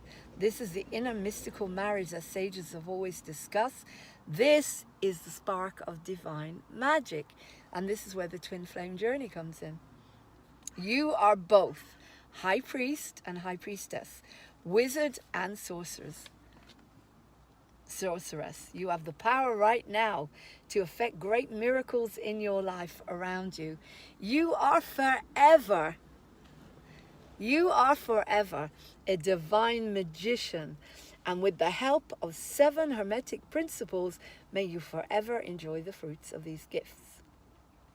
The possession of knowledge, unless accompanied by a manifestation and expression in action, is like the hoarding of a precious metal, a vain and foolish thing. Knowledge, like wealth, is intended for use. The law of use is universal, and he who violates it suffers by reason of his conflict with natural forces. The Kabbalion. The above quotation, stated forcibly by the Kabbalion, refers to the law of use. This law says that knowledge without use and expression is a vain thing. That's why I pass it on, which brings no good to its possessor or to the human race. Beware of mental miserliness in which you hoard your ideas and inspirations. Instead, express into action that which you have learned. Study the axioms within the Kabbalion, but practice them also. Hermetic teachings were kept securely locked in the mind of its teachers and students during times of religious intolerance. Yet, Hermes intended for these principles to be taught, studied, and put into practice. We give below some of the more important Hermetic axioms from the Kabbalion with a few comments added to each. Make these your own and practice and use them, for they are not really your own until you have used them. Okay? To change your mood or mental state, change your vibration. That's obvious, isn't it? Didn't Einstein say that? You cannot make a decision from the vibration, the low vibration. You have to change your vibration also to make a decision. You may change your mental vibrations by directing your will and attention in the direction of a more desirable state. Will directs the attention, and attention changes the vibration. Cultivate the art of attention by means of the will, and you hold the secret to the mastery of moods and mental states. That's where gratitude comes in, and doing what you love, creativity. To destroy an undesirable rate of mental vibrations, put into operation the principle of polarity and concentrate upon the opposite pole to that which you desire to suppress. Kill out the undesirable by changing its polarity. This is one of the most important of the Hermetic formulas. It is based upon the scientific principles. We have shown you that a mental state and its opposite were merely the two poles of one thing. And by mental transmutation, the polarity might be reversed. The principle is known to psychologists who apply it to the breaking up of undesirable habits by bidding their students concentrate upon the opposite quality. Yeah. If you are fearful, don't waste time trying to kill out fear. Instead, cultivate the quality of courage and fear will disappear. This is similar to turning on a light to illuminate a dark room instead of fighting the darkness. That's what I said. You accept the darkness. This is so important. You don't run away from it. You accept the shadow, you accept the darkness, but you shine a light on it. Okay? To banish a negative quality, concentrate upon the positive pole of that same quality, and the vibrations will gradually change from negative to positive, until finally you become polarized on the positive pole instead of the negative. The reverse is also true, as many have found out to their sorrow when they have allowed themselves to vibrate too constantly on the negative pole of things. By changing your polarity, you may master your moods. Change your mental states, remake your disposition, and build up character. Much of the mental mastery of Hermetics comes from this application of polarity, which is one of the more important aspects of mental transmutation. Remember this axiom from the Kabbalion: mind as well as metals and elements may be transmuted from state to state, degree to degree, condition to the condition, pole to pole, vibration to vibration. The mastery of polarization is the mastery of the mental transmutation or mental alchemy. Unless you acquire the art of changing your own polarity, you will be unable to affect your environment. An understanding of this principle will enable you to change your polarity as well as that of others. If you devote the time, the care, study, and practice necessary to master the art, the principle is true. But the results obtained depend upon your persistence, patience, and practice. I'm trying to get the light again. Patience and practice, okay? Patience and practice. We're nearly there. I'm losing the light a bit. I need to open the window, it's very, very hot. Okay. Rhythms may be neutralized by an application of the art of polarization. As we have explained in the previous chapter, the principle of rhythm manifests on the mental and physical planes. The bewildering succession of moods, feelings, emotions, and other mental states are due to the backward and forward swing of the mental pendulum, which carries us from one extreme of feeling to the other. The law of neutralization enables you to overcome the operation of rhythm and consciousness. As we have explained, there are higher and lower planes of consciousness. By rising mentally and dwelling on your higher plane of consciousness, you escape the backward swing to the lower consciousness. Through an act of will, you polarize on the higher self, which raises your mental vibrations above the lower plane of consciousness. You rise above the pendulum swing and allow it to pass beneath you. You can polarize yourself at the positive pole of your being, the I am pole, rather than polar personality. You can refuse and deny the operation of rhythm. This decision raises you above the lower plane of consciousness. Stand firm in your statement of being as you allow the pendulum to swing back and forward. Swing back to the lower plane without affecting you. This is accomplished by all individuals who have attained any degree of self-mastery, whether they understand the law or not. Such persons simply refuse to be swung by the pendulum of mood and emotion. They remain polarized on the positive pole. This process doesn't involve destroying the principle of rhythm, since that's impossible. You simply overcome one law by counterbalancing it with another to maintain emotional equilibrium. The laws of balance and counterbalance operate on the mental and physical planes. Once you understand and work with these principles, you will seem to overthrow natural laws. However, what you're really doing is practicing counterbalance. You're rising to a higher plane of causation, which counterbalances the laws of the lower planes of causation.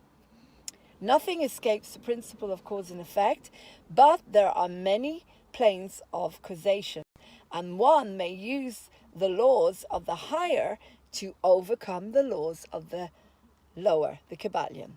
By rising above the plane of ordinary causes, you become a cause instead of being merely caused. When you master your moods and feelings and therefore neutralize rhythm, you escape cause and effect on the ordinary plane. Too many people are carried along obedient to their environment, the stronger wills of others, the effects of inherited tendencies and other outward causes that move them on the chessboard of life like pawns. By rising above these influencing causes, you enjoy a higher plane of mental action. By dominating your moods, emotions, impulses, and feelings, you express new qualities and powers that help you to overcome your ordinary environment and become players instead of pawns. You then play the game of life intelligently instead of being manipulated by external influences, powers, and wills. You use the principle of cause and effect instead of being used by it. Of course, even avatars are subject to this principle's manifestations on the higher planes. But on the lower planes of activity, they are masters instead of slaves. As the Kybalion says, the wise ones serve on the higher, but rule on the lower.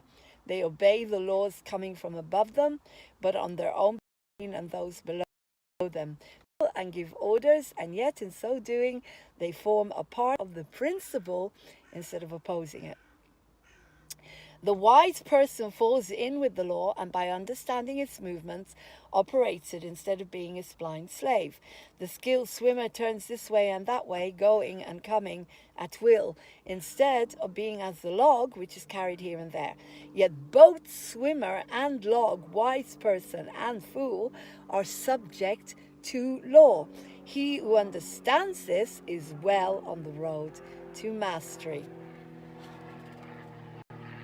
The Kybalion. In conclusion, let's review again the Hermetic axiom. The Hermetic transmutation is a mental art, Kybalion. The process of influencing your environment is accomplished by mental power. Since the universe is wholly mental, it's logical it may be ruled only by mentality. This truth explains all the phenomena and manifestations of the various mental powers that are taught and studied. Within every phenomenon and teaching is the ever-present principle of the mental substance of the universe. If the universe is mental, then it follows that mental transmutation must change the conditions and phenomena of the universe. If the universe is mental, then mind must be the highest power affecting its phenomena. If this is understood, then you will understand and work miracles. Remember, the all is mind, the universe is mental. The Kabbalion. There you go. We've done it. Divine Magic, guys. The 7 Sacred Secrets of Manifestation. I hope you enjoy the book. I hope it helps you. I'm going to do the principles separately. Please listen to the book first so you get the general idea of it. It's absolutely incredible. It was devised by Doreen Virtue. She edited it and revised it, and this is an interpretation of the classic Hermetic manual, the Kabbalion. So I'm going to take each principle and explain it and apply it to my life so I can help understand it with you, and so we can become Divine Magic manifestors. Take care. Love you lots. Please share and like. Subscribe to my channel. And have a beautiful day. And keep yourself up on that mental plane. Yeah? Push it up. Keep pushing it up. Love. Love. Healthy vibrations. Because I know what my triggers are. And there's plenty of them around these days. So I try to keep away from the human race at the moment. I do my best because there's only certain humans I can be around at the moment, I'm afraid. And so I do my best. But it's a test. Let's see when I get to that vibration that I don't get triggered anymore. I'm not there yet. Love you lots. Bye.